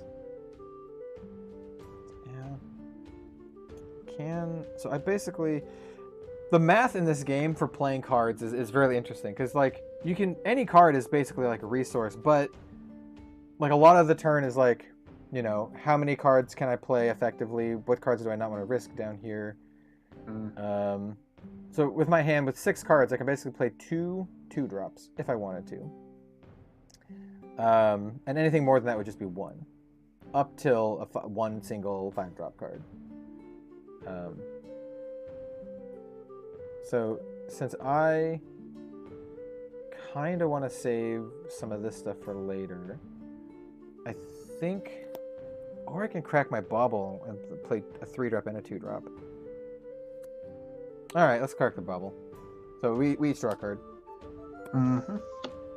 Alright, so I'm going to play this Weaponsmith for 2.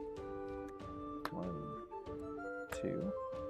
And then I'm going to play this Esteemed Knight for 3. 1, 2, 3. There we go. Swarm the board. And then you don't have any units. You just have the longsword, right? That is correct. Yeah. Yeah, I'm just gonna shortcut this and attack you with all of them. So 2, 3, 4, 5. Total of 5. It's very good that you killed the Banner Knight, because that would have been a lot. That would have been 10. That would have been 10. And then just gonna pass. You're ready. I'm gonna bring the bauble into play for free. Sweet. I'm then gonna draw my cards. Gonna crack the bauble. Alright, I get a draw card too. Yeah. Man. See, where have you got all your cheap units? I've got none of them. Yeah, you just have all of the what is it? Like all the the action guards and the stuff. 6 drop cut or whatever. Yeah. Man, it's so annoying.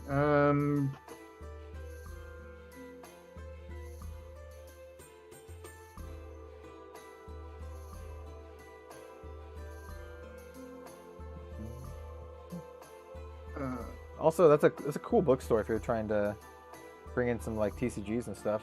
I'd go to that. I'd go to that bookstore, man. Did you see the Sylvie CR pulled in Australia yesterday? I did see the pictures on the Facebook page. It's pretty sweet. So I'm gonna bring it in my own Banner Knight. It's a good one. Need to take it out. So you currently don't have a weapon on your hero. No, I don't have a weapon. So I would not get the bonus from the weaponsmith. From the weaponsmith. Well, actually, that's not true. I would get the bonus from the weaponsmith if I pulled out a weapon. Yeah, because the weaponsmith triggers at the recollection, and that's when you put all the cards back. Right. So you have it would work. And how big's the weaponsmith? You could kill basically anything on my board. So it's a 1/3. The Esteemed Knight is a 2/3, and then the Vanguard's a 1/2s. So let's kill the weaponsmith with Lorraine. Okay, that sounds good. I mean, weaponsmith is a very good card.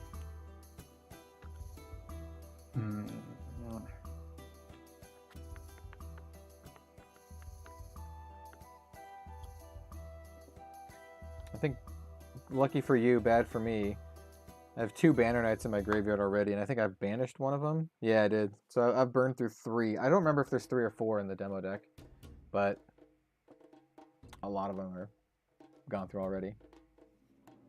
And then I think I just need to try and get some parity here.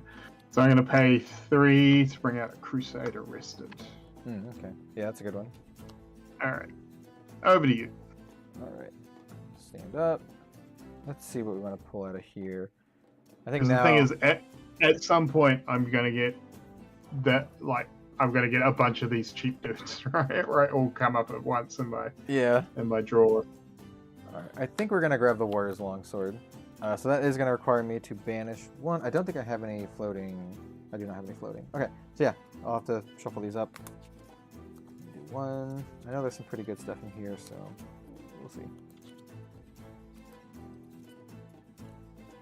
Cut. That is a opening cut, which is actually quite useful. All right, so recollection, draw.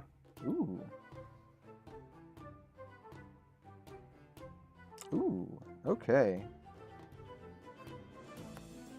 Okay, what are you at again? You've taken. I'm 13. Taken 13. All right, so your virtual 11.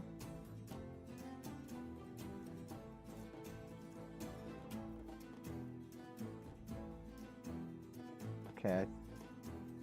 Oh, I don't. No, I think I got you. I think I got you. Yeah. Okay.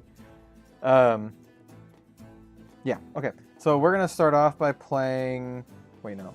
Do I do the other one? No, that's stupid. I should do the other one first.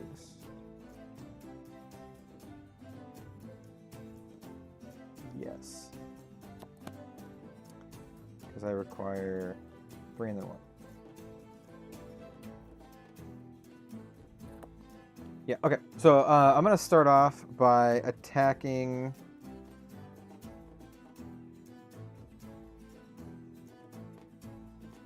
Yeah, I think both of these work. I'll start off by attacking your champion with Lorraine and my longsword for 2. Mm-hmm.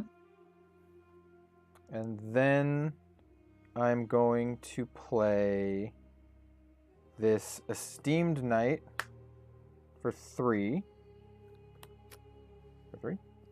And then, since I've already attacked with my champion this turn, I'm going to play Inspiring Call for 1. Which will put the top card in my memory, but it also, more importantly, gives all my dudes +1 attack. Sure. And so, this is going to be a total of 3, 6, 7, 8, 9, 10, which I think is lethal. Yes, it is. Yep. Next. Yep. Because I'm on 15. Yep, so that is lethal. Yeah. Swarm the board strategy.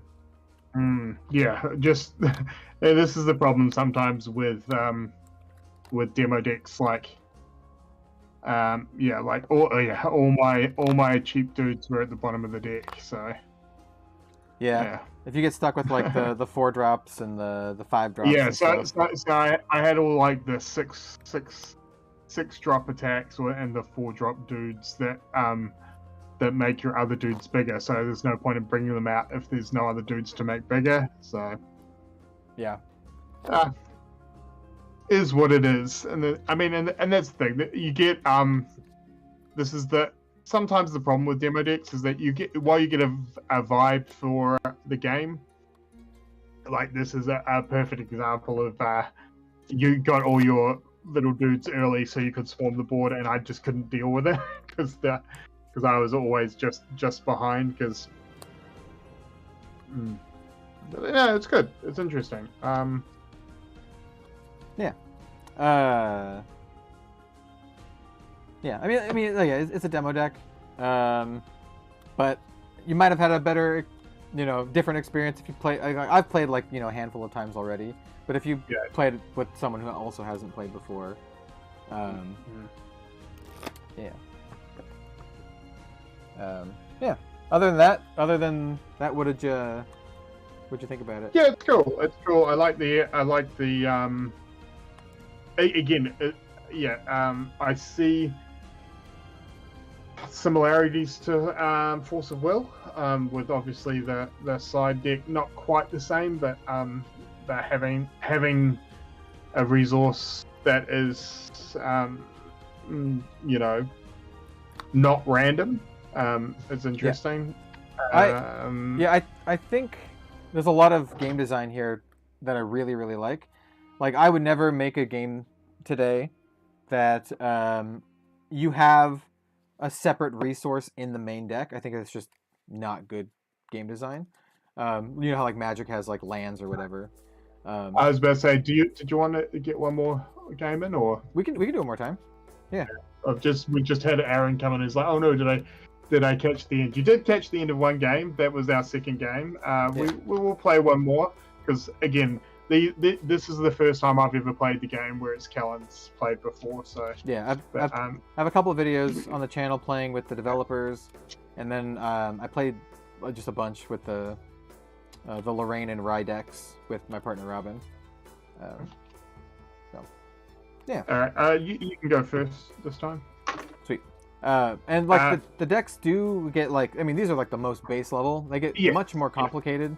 So like I can see deck building is going to be interesting on whether or not you want to go solo element or dual element, because I think dual element is very interesting. At the same time, it could be very tricky deck building wise to balance it. Here's the even trickier part. So you're always going to have at least one element that's given to you from your spirit. So the lost spirits were just they're just for the demo decks only. Making sure my camera's not freezing. Yeah, they're just from the demo decks only. The other spirits, fire, wind, and water, are going to be what you normally use. When the second element comes into your level 3 champion, and so that actually makes deck building interesting, because you'll have, if you have a bunch of those elements in your deck, you'll have cards in your hand that you just can't play because you haven't gotten your champion to level 3 yet. like you can't actually play them until you've enabled them. So like for example, for Lorraine, it's Crux, right? And so if you put a lot of Crux cards in your deck, they're very strong, but they are just kind of like not exactly dead cards, but like not useful cards unless you've activated the element. You can still obviously pay costs with them and that kind of stuff, but you can't actually play them and use their effects. So like balancing those powerful cards with like your actual deck, and I think it's fairly interesting. I also like the fact that you said there's going to be like 8 heroes in the base set, so it does that. It does give you an idea of several different ways to play the game. It'll be very interesting to see how different each hero is. They feel quite different from what I've seen. Obviously, Lorraine, she's a warrior. She actually uses a lot of attacks and weapons. The assassin Xander is similar, but he has this I think, is it called combo or something? It reminds me of combo points from rogues in World of Warcraft, where you get counters, and then you can spend those counters to do bonus effects on certain cards. And then the wizard or a mage Rai is kind of like this kind of combo storm, if you're familiar with Magic, like kind of like a storm deck where you build up a bunch of stuff and then play a bunch of stuff all at once and try to kill your opponent with like one shot. Sure. And then Sylvie, the Beastmaster or the Tamer, is like a go big chunky dudes kind of deck where you have really more about allies than actually her attacking. Yeah, exactly. And Sylvie in particular, I mean, if you're someone who likes non-humanoid characters, that'll be a great deck for you because there's a lot of like monsters and stuff, beasts and that kind of thing. All right, how do you want to see who goes first? Odds or evens? You know what? I'll do odds. For the last one, I'll use my odds. It is my own Grand Archive style playmat. We'll use this one for the Nice. last one. Let's pull that one back. Wow, Cal, that looks super cool. Where could I possibly get one of those? Oh, I'm so glad you asked. You can find this at redzonerogue.com. This is actually in collaboration with a Grand Archive artist, Honshu. This one's like a signature version that has her cute signature here, and kind of in celebration of Grand Archive and our collaboration. And I made 50 of them. We have sold a good chunk, but we still have some left. But yeah, that's what this is. And these are not Grand Archive characters. These are my own characters, but in Grand Archive classes. So we have a warrior, a mage, and then an assassin. We don't have a tamer yet, but yeah. And did I win the die roll? I don't remember. Yes, you did. I'll go first. I don't actually know what's better or not in this game yet, but and I think that'll probably come down difference from hero to hero, right? Yeah. All right, so 7. It might be. That's right. My dude is now here. I like playing this turn 1. So the veteran soldier costs 5. And then I'll keep this in my hand. So, okay. Then I pass to you. Don't forget to draw an extra card on your first turn too. Sure.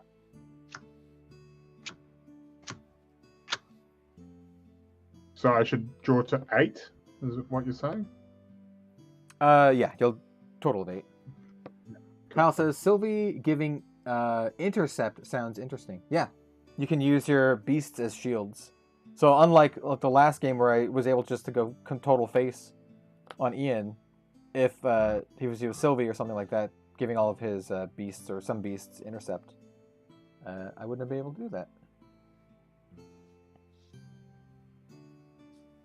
Well, I think I'm going to learn a little bit from you.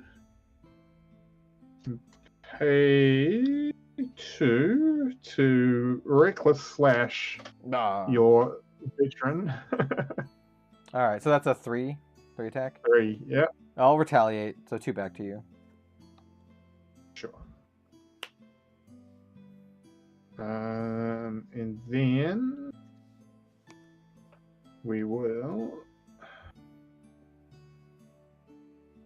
Yeah, for those still watching or coming in now. And bring in the weaponsmith. Nice.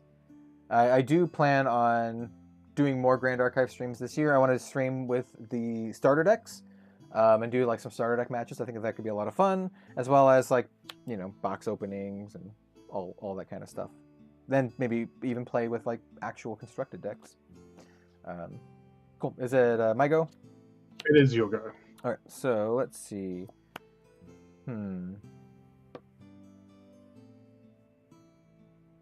Interesting.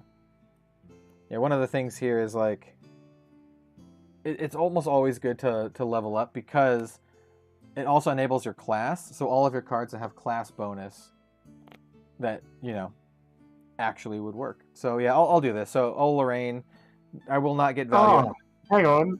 Then we've both cheated in the last 2 games, I just realized. How come?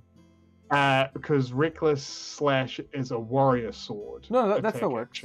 That works. It still works? All right, cool. Yeah, you can play any class, but you just don't get the class bonus if the card says class bonus. Right.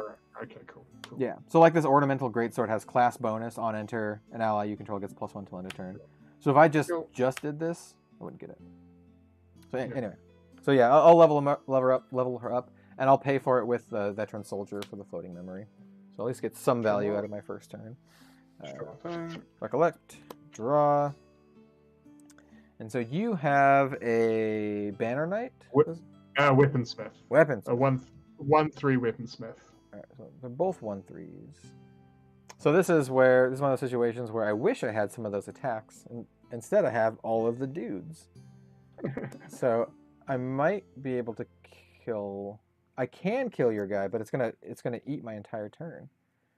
But I think it's worth it. So I'll play Honorable Vanguard, paying for it with these 2. And then I will play an Esteemed Knight, paying for it with these 3. And then I guess I'll attack your Weaponsmith with the Esteemed Knight for 2. Mm-hmm. And then I'll finish it off with my Vanguard for 1. Sure. And that is the Vanguard's got 2 life, right? Yeah, 1/2 and a 1/3. So unless you had shenanigans, Yep. I don't think you can do that. Yeah. That's cool. And that's just going to be my turn. Go ahead.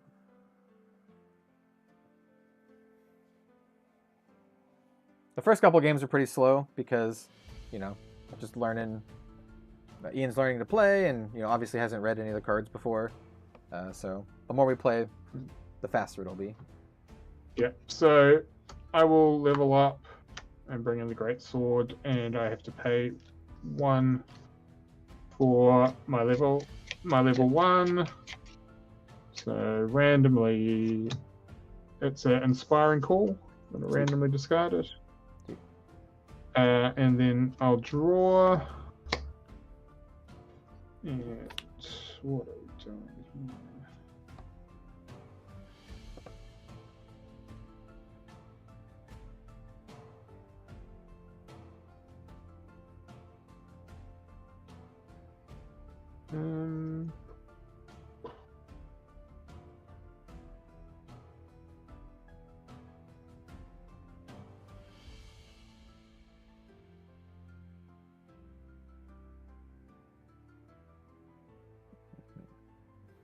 I think what I will do here is I will pay 5 to bring in my Veteran Soldier.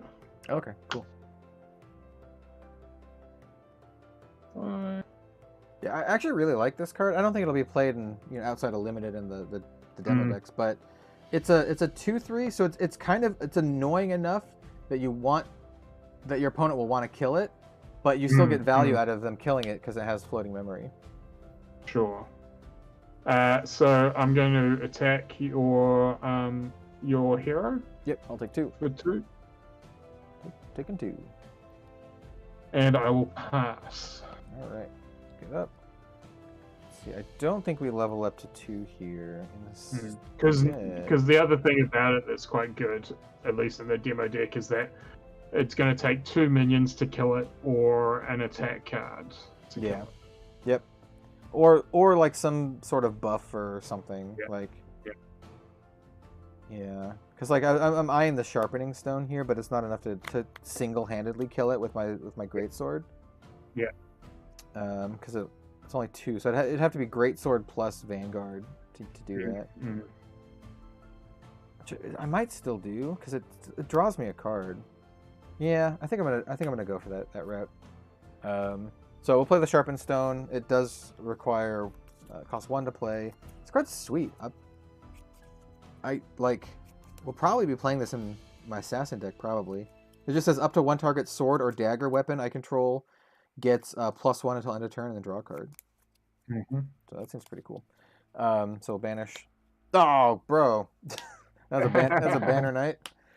That's a banner night. All right, so recollect, draw. Yes, yeah, I think I want to do that. So yeah, I'm gonna banish the sharpening stone to give this +1 every turn, and then draw a card. Ooh, interesting. Interesting. So that has 3. Okay, I think I still go with the plan. Stick to the plan.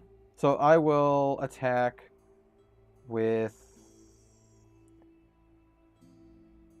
Sure, I'll attack with my champion first for 2 on your. I think I want to kill your guy. Yeah, so I'll attack for 2, and then finish it off with the Vanguard. I think I want to do that. Because just having a 2 attack dude just sitting around can get dangerous. Speaking of which, I'm going to play...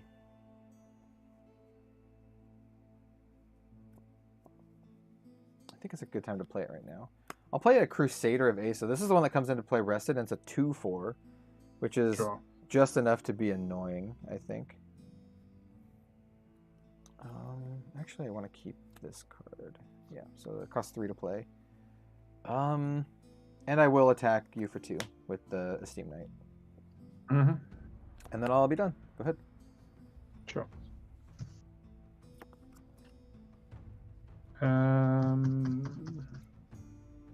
My turn. I'm going to bring out the Bauble of Abundance. Draw cards.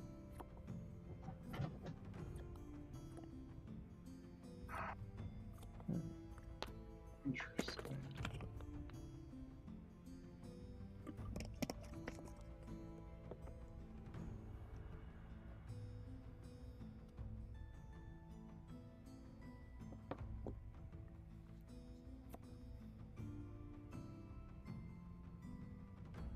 This is very interesting.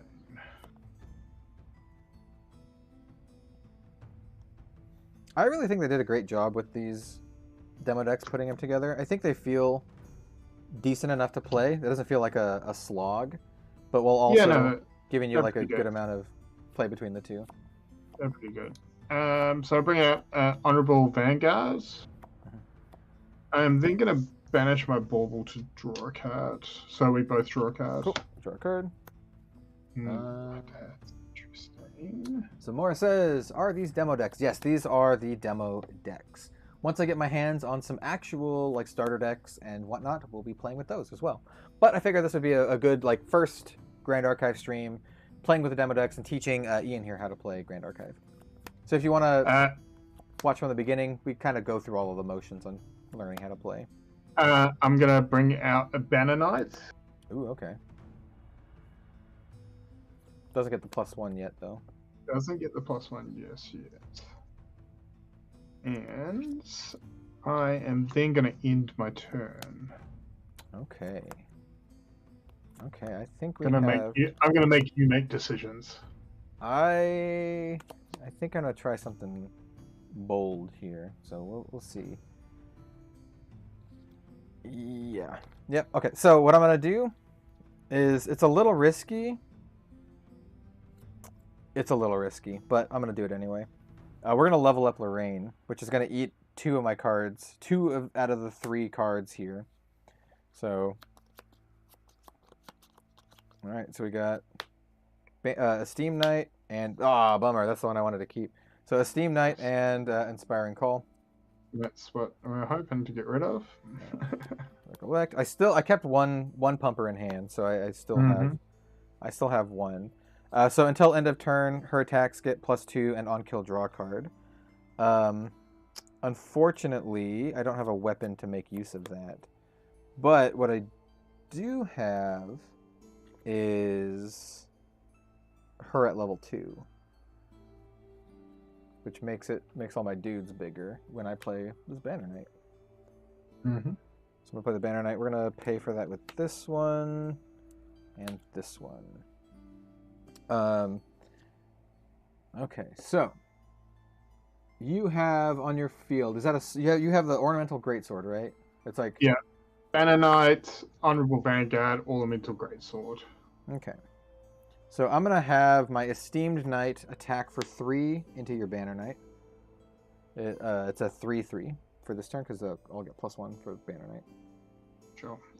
Alright, I'll retaliate, not that it matters. Cool. So retaliate for 1 damage on here. Yep. And then how big is your other one? 1/2, Honorable Vanguard. So 1/2. I'll have my... Oh, do I even care about your Honorable Vanguard? I think I just want to go face. So yeah, I'll attack 2 to your face with my Honorable Vanguard. Yep. And then 3 to your face with my Crusader.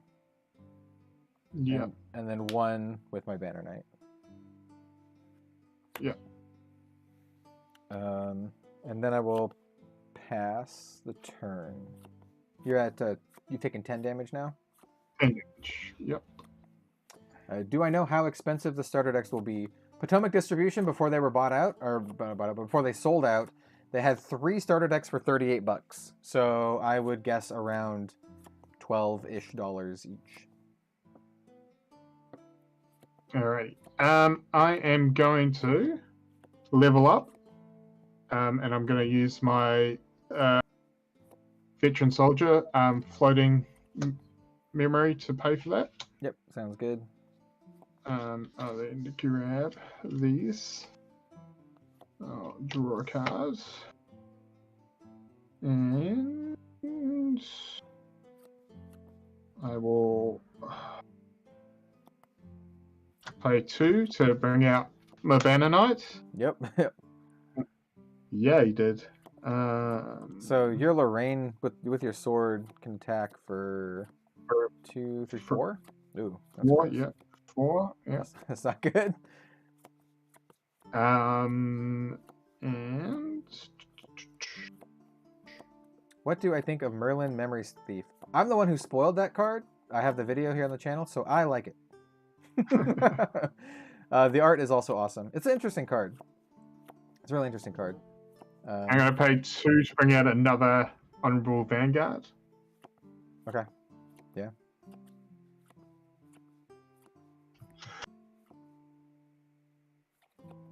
So I don't think you have enough to clear my board, but you can do some damage here. I can do some damage, yeah. I really think I need to get rid of your Banner Knight as the main thing. So let's start by making sure we get rid of your Banner Knight by attacking with the sword for 4 to take out your Banner Knight. Oh yeah, that's super dead. Yep. Now this is where it becomes interesting on whether or not I smack face to try and catch up. Yeah, I have 2 health, 3 health, and 4 health respectively for these 3. So let's go one honorable into one honorable. So I'll kill your honorable and mine stays alive. Yeah, I can't retaliate, so that's dead. Yep. And then now this is the interesting thing on whether or not I choose to take out your esteemed knight, or whether or not I choose to attack. Yeah, because like Esteemed Knight has 3 health. Yeah. So I don't think you can kill the Crusader without other things. I can't kill the Crusader. So my options are I can either do 3 to your hero, by just attacking both into your hero, or I can attack both of these into your Esteemed Knight and take out your Esteemed Knight and give me sort of board advantage. Yeah. Which I think is what I want to do. So we'll go two with the Honourable Knight into Esteemed Knight, and then finish it off with the Banner Knight for 1. Yeah. Yep. That's dead. Yeah. Yep. So just for the people who may have not understood that, basically my Banner Knight was giving all my units +1, so it meant my Honourable Vanguards were attacking for 2 instead of 1. But Banner Knight doesn't give itself the +1, so it was just attacking for 1. Yep. All right, and I will pass to you. All right. And this is the thing that I find very interesting about Grand Archive, is that you do have to make that decision of whether or not you ignore your opponent's units to try and push through damage on their hero, or whether or not you try and build a board to give yourself a chance to just do bigger damage in a later turn. Yeah. I'm gonna get the Life Essence Amulet here. Then Recollect, draw, and I think my turn is just gonna be killing your Banner Knight. And I think the best way to do it is to help to further my board a little bit. So I'm going to play this Trusty Steed. It's going to dump my whole hand on here. And it just says, on enter, another ally I control gets +2. So it'll give +2 to my Crusader, who is now a 4/4. And I'm just going to kill your Banner Knight. Fair. And then pass to you. I feel fairly comfortable with that, because now we both have somewhat parity. I have 2 units, you have 2 units.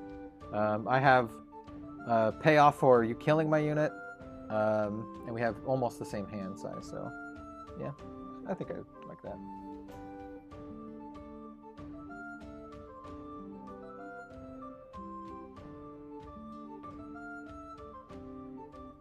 How big's your steed? It is a 1/3. I'm gonna pay 1 to bring in the longsword. Oh yeah, okay. One thing I really like about I didn't attack with my steed. I should have attacked. Whatever. One thing that I like about Grand Archive is like soldier. Like the biggest unit in these decks is this 2/4. Like that's the biggest unit. You don't have any like massive stuff yet. I mean, there are some big dudes in like Tamer. Tamer has like some really big dudes, but like it feels really restrained. And I don't know. I enjoy it. It doesn't mean like it doesn't make your 2 attack, weapon attacks or 3 attack weapons like useless. Trying to smash into like an 8/8 or something. All right. I'm going to. And this is in comparison to Magic, where Magic has like 4 mana 6/6s. All right. So I am going to pay 2 to play Reckless Slash, and I'm going to come in with the Longsword and the Reckless Slash okay. to take out your Crusader. Yeah, that'll do it. Okay, so Crusader dies. I will activate the Life Essence to draw a card. Okay. And then I think your sword will get a durability. Yeah, sword durability. I will then just shortcut and attack your hero twice for 2. Yep, cool. I have now 4 damage on me. Alrighty, over to you. Okay, so take a look here. I think we want to get some weapons out. So I will get the Warrior's Longsword as well, and I'll pay for it with this Honorable Vanguard for the floating memory. Recollect, draw. Okay, what do we got here? So let's see if I can clean up your board. So you just have 2 Vanguards, right? Just 2 Vanguards. Okay. So I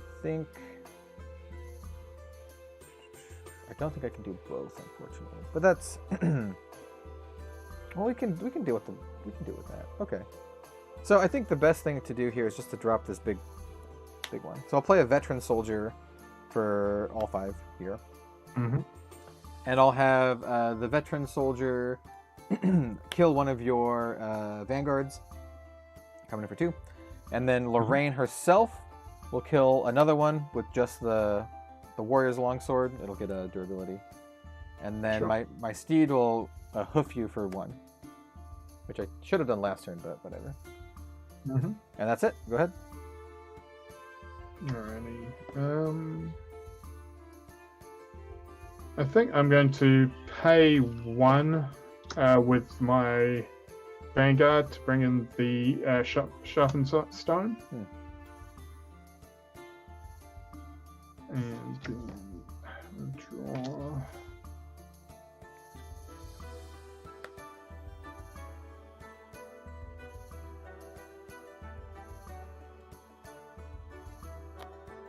Esteemed Knights to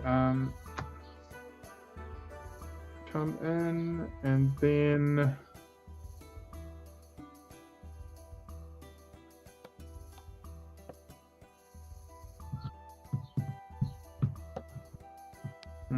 what do I want to do?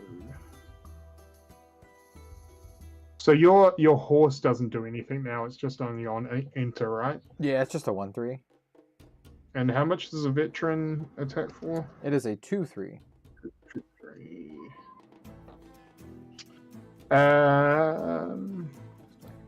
Check my memory. Or memory. Check my. I think I am just going to cap the sharpening stone to give my sword +1. So I'm just going to attack for 3 into your hero. Just try and do some damage. I was at 4. I go up to 7. Yeah, and that will get rid of my long sword and my sharpened stone. I have a question for folks in chat. If you are a pro, well not pro, but like a really well-versed Grand Archive rules person, if Silidar is in chat, I'm curious. I don't remember this. Can you attack with multiple swords in the same attack? Like, say you have like 2 swords. Can you use both of the swords at the same time, like dual wield kind of deal, or is it only 1 weapon per attack? I'm curious. I don't know. I'm not sure if it'll matter, but it's just something that came up that I just thought about. Cool. So my turn. We will awaken. For my this, I think I just want to get my Bottle of Abundance here. And then we have Recollection. And then Draw. Okay, let's see if we can do some damage here. Maybe? The answer is maybe. What is the unit that you have? Esteemed Knight, so it's got intercept, it's a 2/3. Oh, interesting. I didn't know this. Grand Archive Dev says, only if both weapons have the dual wield keyword. Okay, that makes sense. Yeah. No, you can only dual wield them if you have dual wield keyword. That's awesome. That sounds cool. Okay. Alrighty. And it was a 2/3, right? You said 2/3, yeah, 2/3 intercept. Okay. Yeah, I'll probably try to deal with that first. So I think I can go bam, bam. Okay, so we're going to opening cut, and I'm going to pay for it with this. So opening cut with Lorraine, not with the longsword, just with Lorraine, for 3 on your dude. I'll do 2 back. Yep, I'll take 2.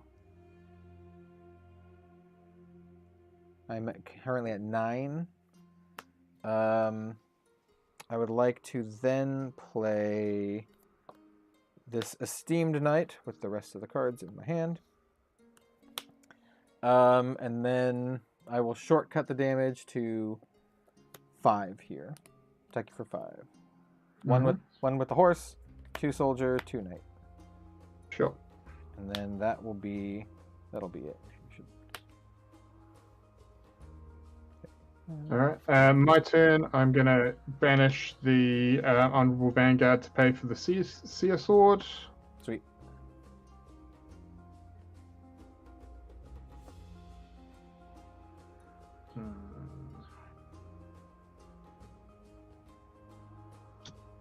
Joe says, so excited for Grand Archive. Me too. It is. I'm gonna put down the Esteemed Knight.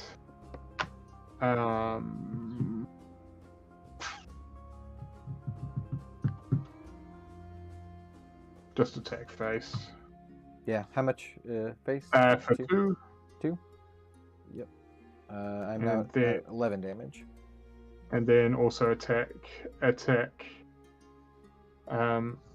you with the Seer Swords. Cool. Face as well, I assume. Face as well, and glimpse 2. Cool. I'm at 12 damage now. Do I have to put it on the bottom, or do I choose? I think you can choose to put it on top. Look at the top. To put those cards back on top or bottom of your deck. Yeah, it's cool. Basically like opt or whatever. Yeah, cool. Over to you. Alrighty. So I only have one more card in my memory, and I don't know if I actually want to get it right now. I don't think I'm gonna get it. So I'm just gonna skip that, which is something you could do. You could choose not to materialize if you don't want to. So I'm just gonna pass on that, and then recollect, and then draw, and see if I have enough damage to kill you. I'm on 16, so 16. I have 2 for 16. Yeah. So you need to do 8. Yeah, I think I got it here. Yeah. So I'm just gonna opening cut, paying 1. So Lorraine will attack your face for 5. So longsword plus opening cut for 5. So 3 for 5. Mm-hmm. And my longsword will be broken. And then I could just attack with the rest of these for another 5. So 2 from the soldier, 2 from the knight, 1 from the Steve. Yep. All good. Yeah. So yeah, that is some Grand Archive. Oh, Kyle says, so let's say you have 3 weapons, can they all attack the same turn as individual attacks? But if 2 have dual wield, then they can combine as a single attack? Yes, no. But only if your champion is awakened. So you have to like activate your champion to attack with the weapon. So if you have ways to awaken your champion, you can attack multiple times with weapons. But yeah. So that would be the only advantage of having multiple weapons out, other than just having them on the field, would be like every time you awaken it, you can attack again with another weapon that is also awakened. Yeah. And I'm sure there's like stuff like that. There's some like crux cards for like Crux Lorraine that are insane, that do insane weapon things. That there's some cards that turn your weapons into dudes, and your weapons are able to attack, and there's some crazy stuff. Like I said, this is just like the super base level, like the base mechanics of the game. Things can extrapolate pretty crazily from here. Like I've seen some crazy Rye turns. Like there's some cards for Rye that are like they'll let you draw a bunch of cards, but at the end of the turn you have to either, I think it's like you have to discard your hand. So it incentivizes you to play everything out, right. And yeah, there's cool. There's some stuff. Yeah, I'd definitely be interested to see how the other heroes play and stuff. Yeah. I think both Lorraine and Xander, the assassin, can be pretty aggro if you want, or like sort of mid-rangey. The Tamer feels like more of a mid-rangey, high-end, big chunky, like hard to deal with units. Yeah. And then the mage, I don't know. I've seen like combo. I've seen control. Like, I think there's a lot of options with like deck building and all that kind of stuff, which is something I'm really looking forward to. I've played the starter decks, or at least I played one version of the starter decks when I played against the devs on the channel, and they feel good. They feel like actual decks that aren't just like play units and attack. Well, the Lorraine deck is kind of like that, but the Rye deck is like more intricate combo-y, where you Right. there are cards that augment your champion's level. So it's like, oh, your champion gets +1 level for the turn, and that helps with cards that have that efficiency keyword, where they're like cost reduced equal to the champion's level, and you do a lot of shit. I feel like the efficiency. I mean, I understand why it's in the demo deck, just to show you how to play, but it's pretty hard to pull off in these demo games.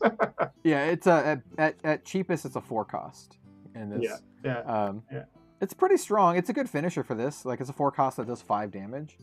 And they've made these demo decks, so they do have cards with intercept, but not too many, which I think is good, so the games don't last forever.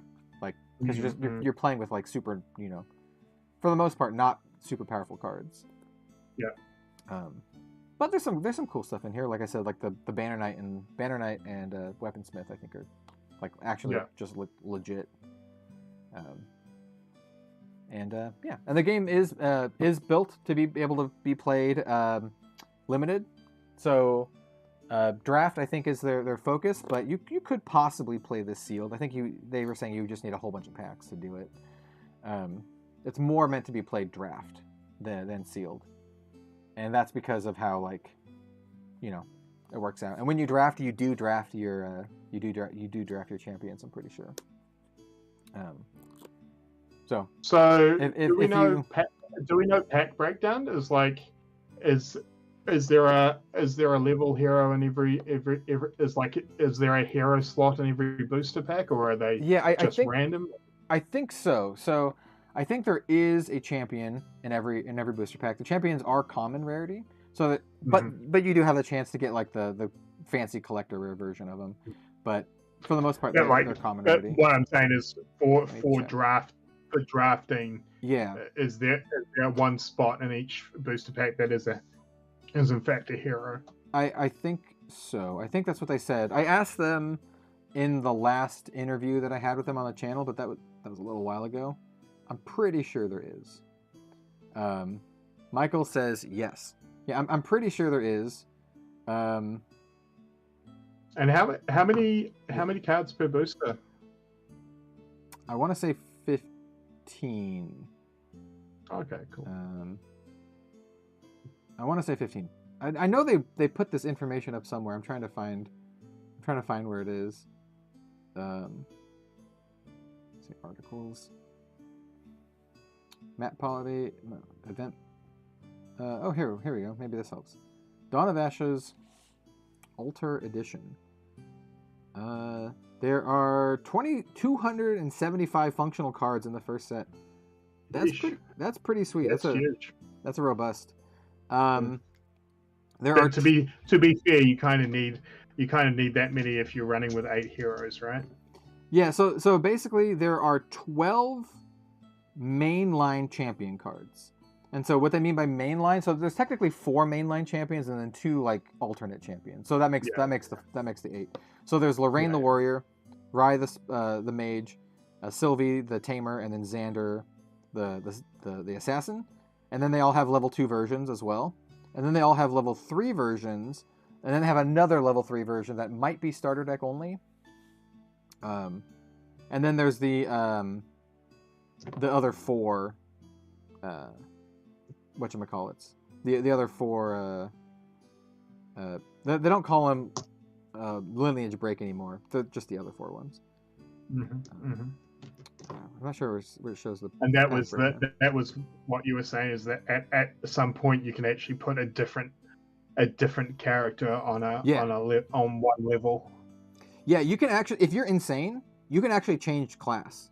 Like, so it doesn't have to be the same class. So for example, say you're playing like a fire deck. This is Fire Spirit, and then you level 1 Lorraine. You could put a level 2 let me find him. Alan, which is a Tamer, Merlin, which is the Mage, Mordred, or Tristan, which is an Assassin. You can put them on top because it doesn't have the lineage mechanic, and the lineage mechanic means you have to put it on the same, character. So like the level 2 Lorraine here can only be played on a Lorraine. Whereas these other ones can be played on anything. So you could technically start out as Lorraine and then put like Merlin on top and be a mage if you want. If you want to make a weird deck that somehow makes use of that, you can do it. Those ones currently don't have level 3 versions though. So once you get to the level 2 with them, that's kind of it. They don't go up to level 3.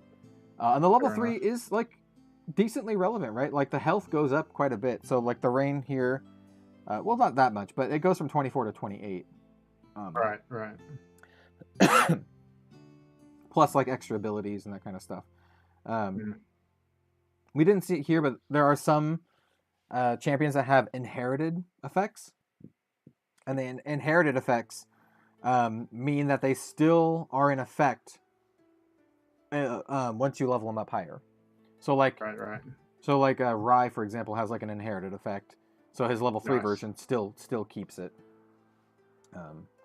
So yeah, I'm super stoked for Grand Archive.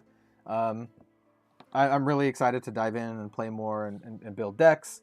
It's been a while since I've like really been into like a game of this style, like with the units and that kind of stuff.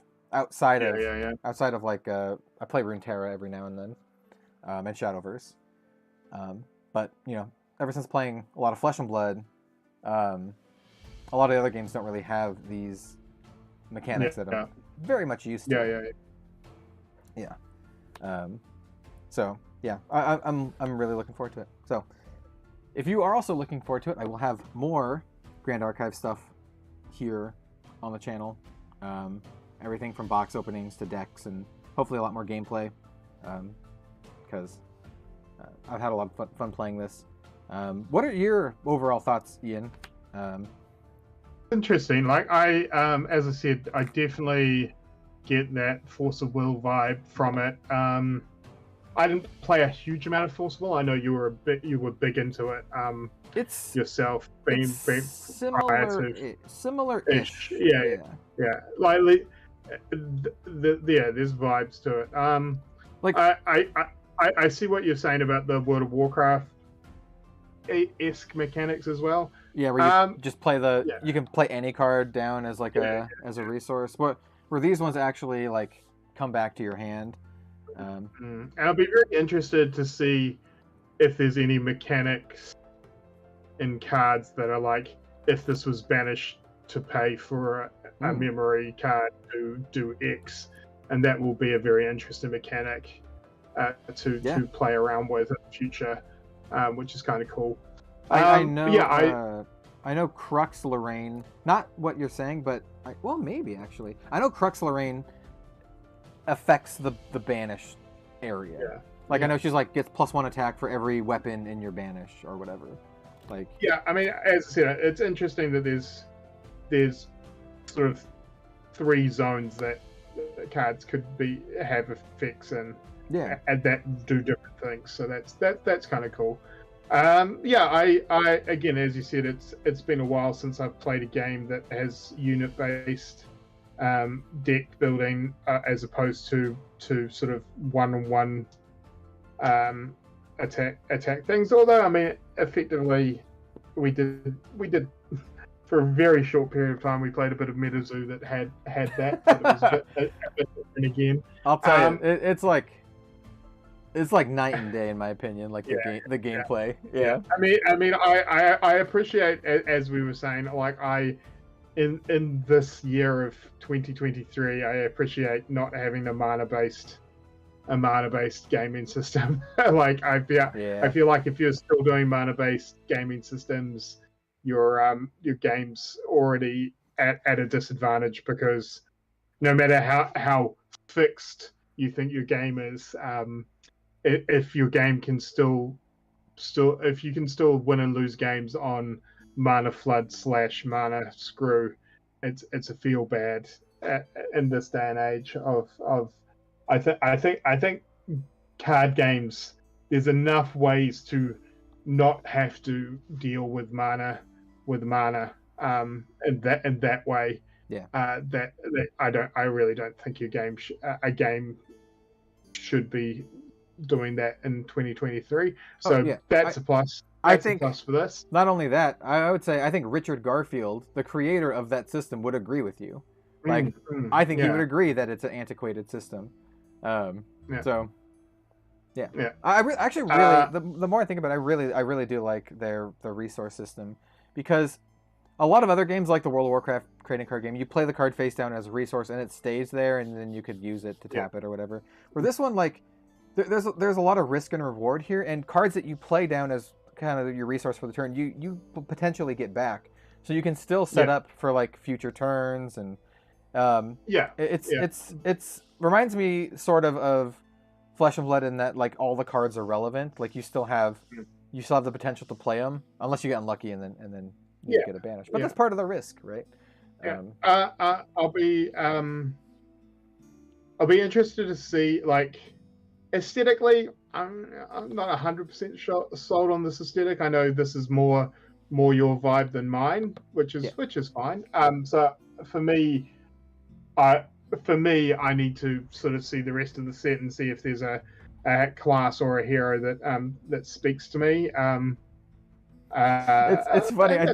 The one that I think fits you most has like the cutest. It has the cutest champion.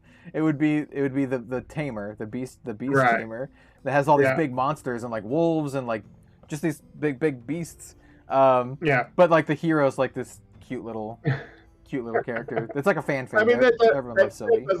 That doesn't bother me as much as what I really mean is like finding the play style within the game that I enjoy.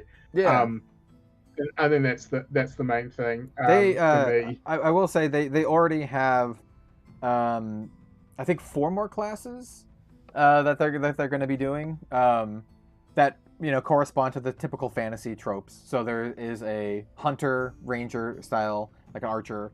There's going to be a cleric, like a big tank guardian kind of thing, and then what was the other one? I thought there was another one. But there's at least going to be those in like the coming sets.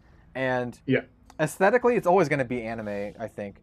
But I do know that in the last interview I had with the devs, that they said it might not always be fantasy though. They might do maybe like a sci-fi or something, because the whole point of Grand Archive, it's if you're familiar, people out there familiar with anime, it's kind of like an isekai thing where there's like multiple different worlds and the main characters can like travel off. That's what the Grand Archive is. The Grand Archive is like the hub world, and then you can go off and do whatever.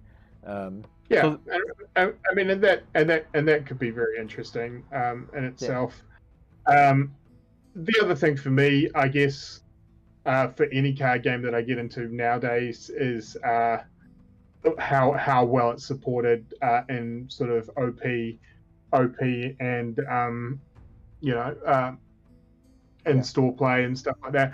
I mean, and again, not everything needs to have $1 million prize thing, but like, having like having a good, whether it be a weekly or a monthly OP kit, a reason to go along and play in store and stuff like that.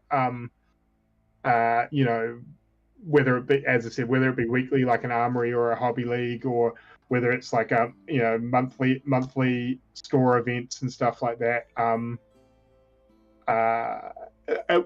then also having things like something slightly bigger like a store champs and a nationals. Again, it doesn't, as I said, it doesn't need to be millions of dollars on the line, but like a reason to, because as I was saying earlier, 2023, the year of secondary card games is what I'm calling it. Is like, I think it's going to be the year that a lot of card players will be like, this is my main game and this is my secondary game. Like, gone are the days where you can play everything. Financially, there's too many games out there. But I definitely do feel a lot of the players that are very keen on card games, there's going to be a lot of players who are like, I'm one and done. This is my card game. I've only got limited like time. Time is a resource, not just money, but like time is a resource with this hobby. Well, that you may only have one one thing. Whereas, and I feel like this is where something like Grand Archive, if instead of like a weekly event, if they're like, okay, we're going to do monthly store events, is going to be the way that we approach our OP to get people in.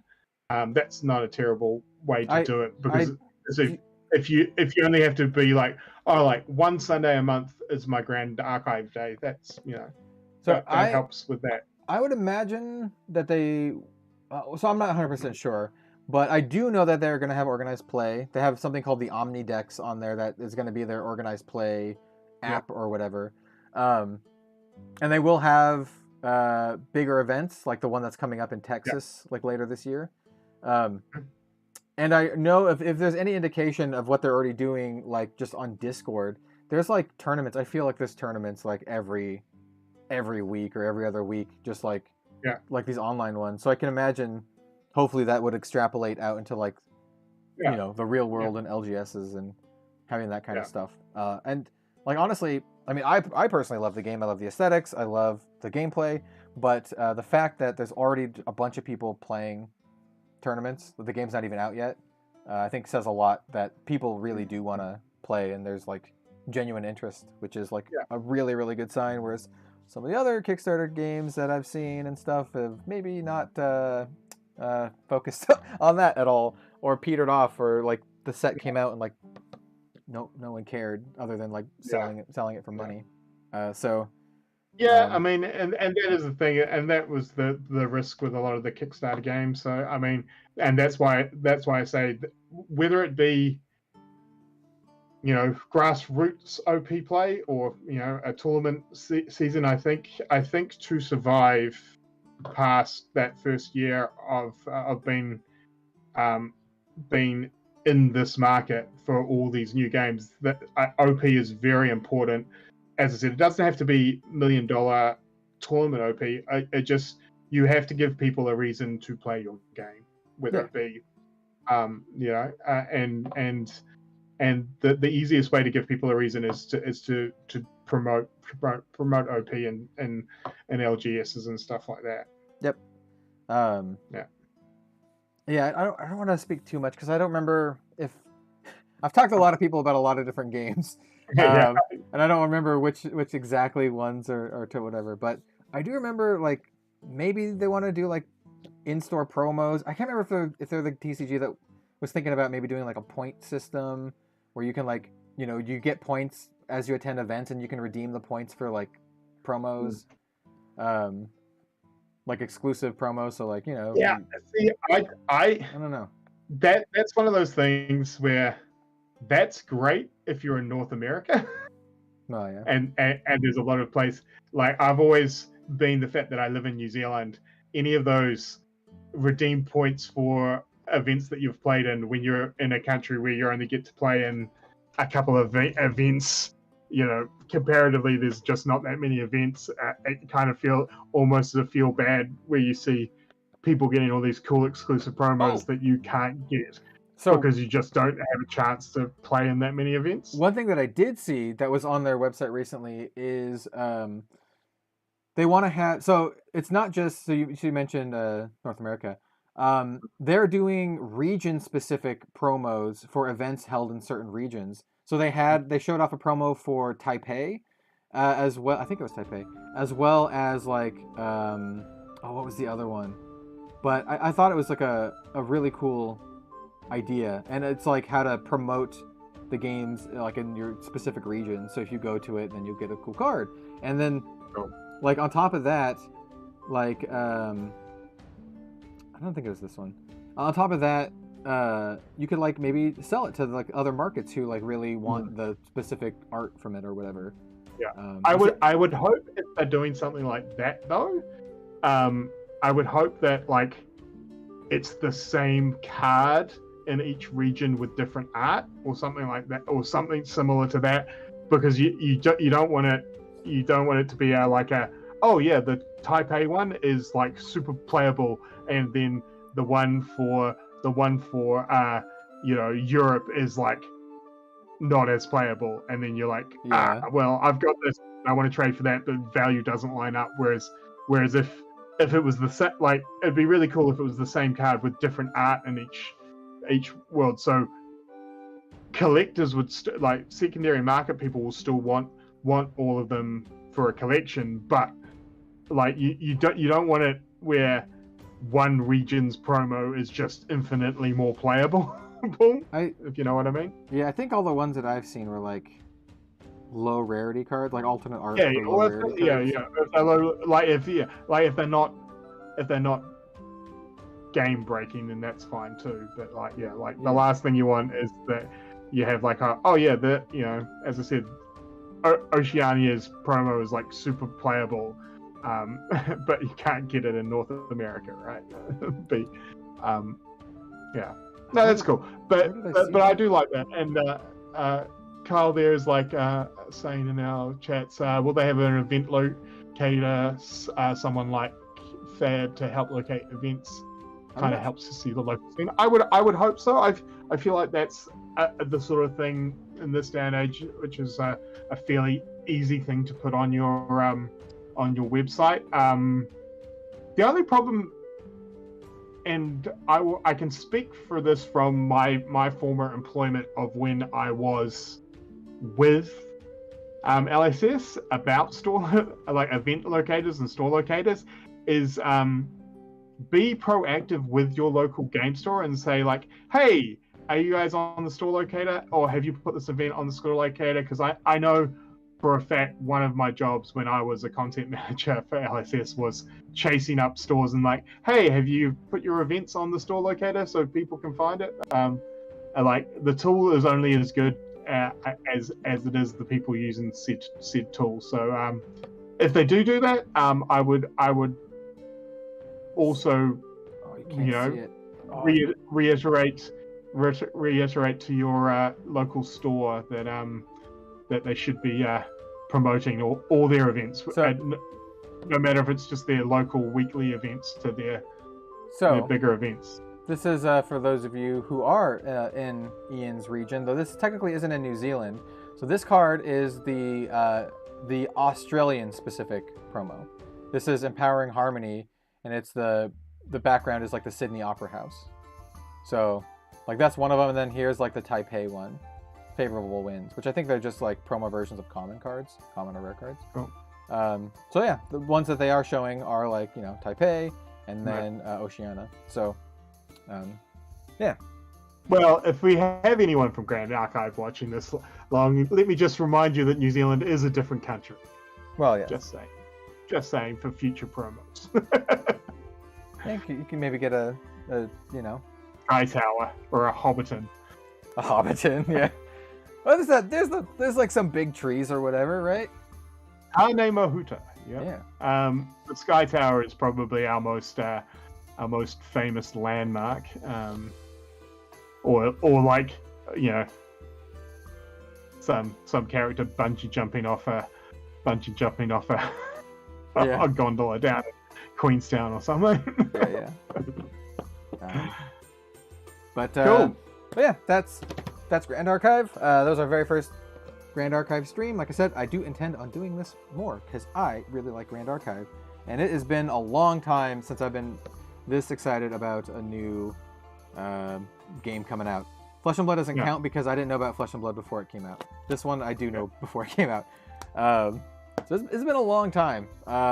Really haven't felt this way since I first got into Force of Will. And I really do think, like Iain brought up the comparison a few times. I don't think it's not the same, not even close. But it does no. But aesthetically, art-wise, and like the two, like it's familiarity more than similarity. I think is probably it. And I think it's a unit-based game. It does have a fairly unique resource system, in my opinion. Combat is very similar to other unit-based games. I do actually like how you have to actually activate your unit to deal the damage. I think that makes effects that actually undo them more effective. Whereas if like a unit can attack, I'll also be very interested once you get into gameplay on, because the weapons seem very weak in these demo decks, and with like only being 1 or 2 use weapons for the heroes, and then you having to rejoin them. And so it'll be interesting to see moving forward with the actual stuff on the weapons are a bit more. They endure a bit longer before you have to. There was some busted weapons when I played. I don't know if they've changed. I think it got nerfed, but there was a sword called like Clarent that it had attacked for 1. Who cared? You didn't attack with it. It's a sword. Yeah. You could attack with it, but its effect was whenever you or any of your allies would take damage, you can put a durability counter on Clarent and prevent 1 of that damage. And so I was playing Rye, and he had a lot of board sweepers, like, deal 1 damage to all units. Yeah. And you would just be like, I put 1 on Clarent and prevent your entire spell. Like, right. it was really good. It might still be in the game, but I imagine it's great against Rye, but like, not as great against like, a single big attack rather than like a one that does one everything. Anyway, there's some crazy ones. So I don't know. We'll see. The whole list is out there, so you can go read it. I have not read every card yet. Partially, I want it to be somewhat of a surprise when I open up some booster boxes. Yeah, well, that's kind of why I haven't really, and it's kind of what I do with all my Kickstarters is that after I've backed them and decided that I was going to be involved in them, I tend to just go, and now I just wait for them to show up on my door. Yep. So you do get the enjoyment of discovering stuff as you're opening it and stuff. So. Yeah, I did that for like the sorcerer as well. Like after I play tested it and gave all my feedback and all that kind of stuff, I'm just like, all right, I'm not going to look at anything else because I want to have that experience of opening up and discovering stuff for the first time. That's just a great experience. I don't know if anyone watching this far has experienced that, but it's something that how it used to be and especially, when I was a kid. Especially for something new like this, where you're like, I don't have to be like, oh, I need to get ahead of the game to sort out my meta deck for the tournament that's coming up. So like you can actually be a little bit more cool. Just go with the flow and see what happens when you open it, which is cool. And then a couple of comments before we leave. Kyle just says, thank you for all the info and the great stream. Looking forward to the next one. Thank you. I do these streams every week on Saturday, 4 p.m. PST. Mostly they're Flesh and Blood, but obviously this year we're going to have a little bit more variation. Definitely going to be Grand Archive occasionally. Definitely going to be probably a couple sorcery here and there. And then 10 Monto says, who is your favorite champ so far? I have a couple that I really like. There's some that I have not been able to play with yet, so I don't know. Obviously, I'm really keen on Assassin, and I really want to play Assassin and Xander. I like Lorraine as well. She's cool. And then Merlin is also very cool. So those are the ones that I like so far. Gameplay-wise, I don't know. I'll have a better answer after I play with all of them and get through it. But I do like Lorraine. She's pretty cool. So anyway, thank you all so much for watching. If you would like to go follow Iain, Iain also has a YouTube channel called Right Time Gaming, as well as I think you said you're more active on Facebook. Yeah, the Right Time Gaming page on Facebook I'm probably a bit more active on than the YouTubes at the moment. Also on Twitter, Right Time G, you can find me there. And as I always say, or just come back to these streams. I'm on Red Zone Rogue's page almost more than I'm on my own. That you're here like probably a couple times a month at least. Like I said, I stream these once a week, and it's usually either Iain or Az who joins me for these. So, yeah. So we'll be doing more. I also have talked to some other people who are really big fans of Grand Archive, like a channel called Main Deck. That they do a lot of Grand Archive stuff, so we might be doing a stream with them at some point as well, doing some more Grand Archive. I'll also be interested to know, once this comes out and stuff, whether or not there is a way to play. I mean, as always, I'm a big social gamer, so whether or not there's a way to play this multiplayer or not. That would be interesting. I mean, I feel like it probably could be fairly similar to how you play the commander, almost in a unit-based thing. Yeah, I can see it being directly like just play this, but with basically like commander, which is like you just attack whoever. Yeah. Huh. I'd be down for trying that out at some point too. You said you're getting the starter decks, right? You said you're getting the starter decks and then the I believe I'm getting like the starters and a box, or okay, a starters and a couple of boxes. Well, I'm not. Again, as I said, there were a number of Kickstarters at the end of that run of Kickstarters that I can't remember exactly, but I do know that I have just had the update that my account's going to be charged for shipping, and I believe me too. Aiming it to be here by the 16th. Sweet. Yeah, I saw that mine's getting charged for shipping too, but I didn't see it beyond that. I was just like, yeah, I'll get it when I get it. Yeah. So anyway, thanks for coming on, Iain. I'm sure we'll play this at some point. Well, I mean, sleeve up the starter decks.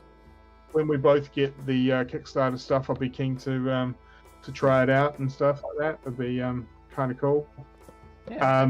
A bit, obviously the starter decks would be kind of cool. Also, if I'm only going to get one box of the Kickstarter, we could do the old one deck in a box challenge. Yes, I have ideas. Cool. I have ideas and thoughts for that. And also for the 15 people still here, a little tidbit. I do have a Grand Archive video that I'm working on that will probably be ready next week. So we'll see. So exciting Grand Archive video next week. Hopefully, we'll see. So fingers crossed. And that's gonna be that. Thanks for watching, everyone. It's been great. We'll see you next time.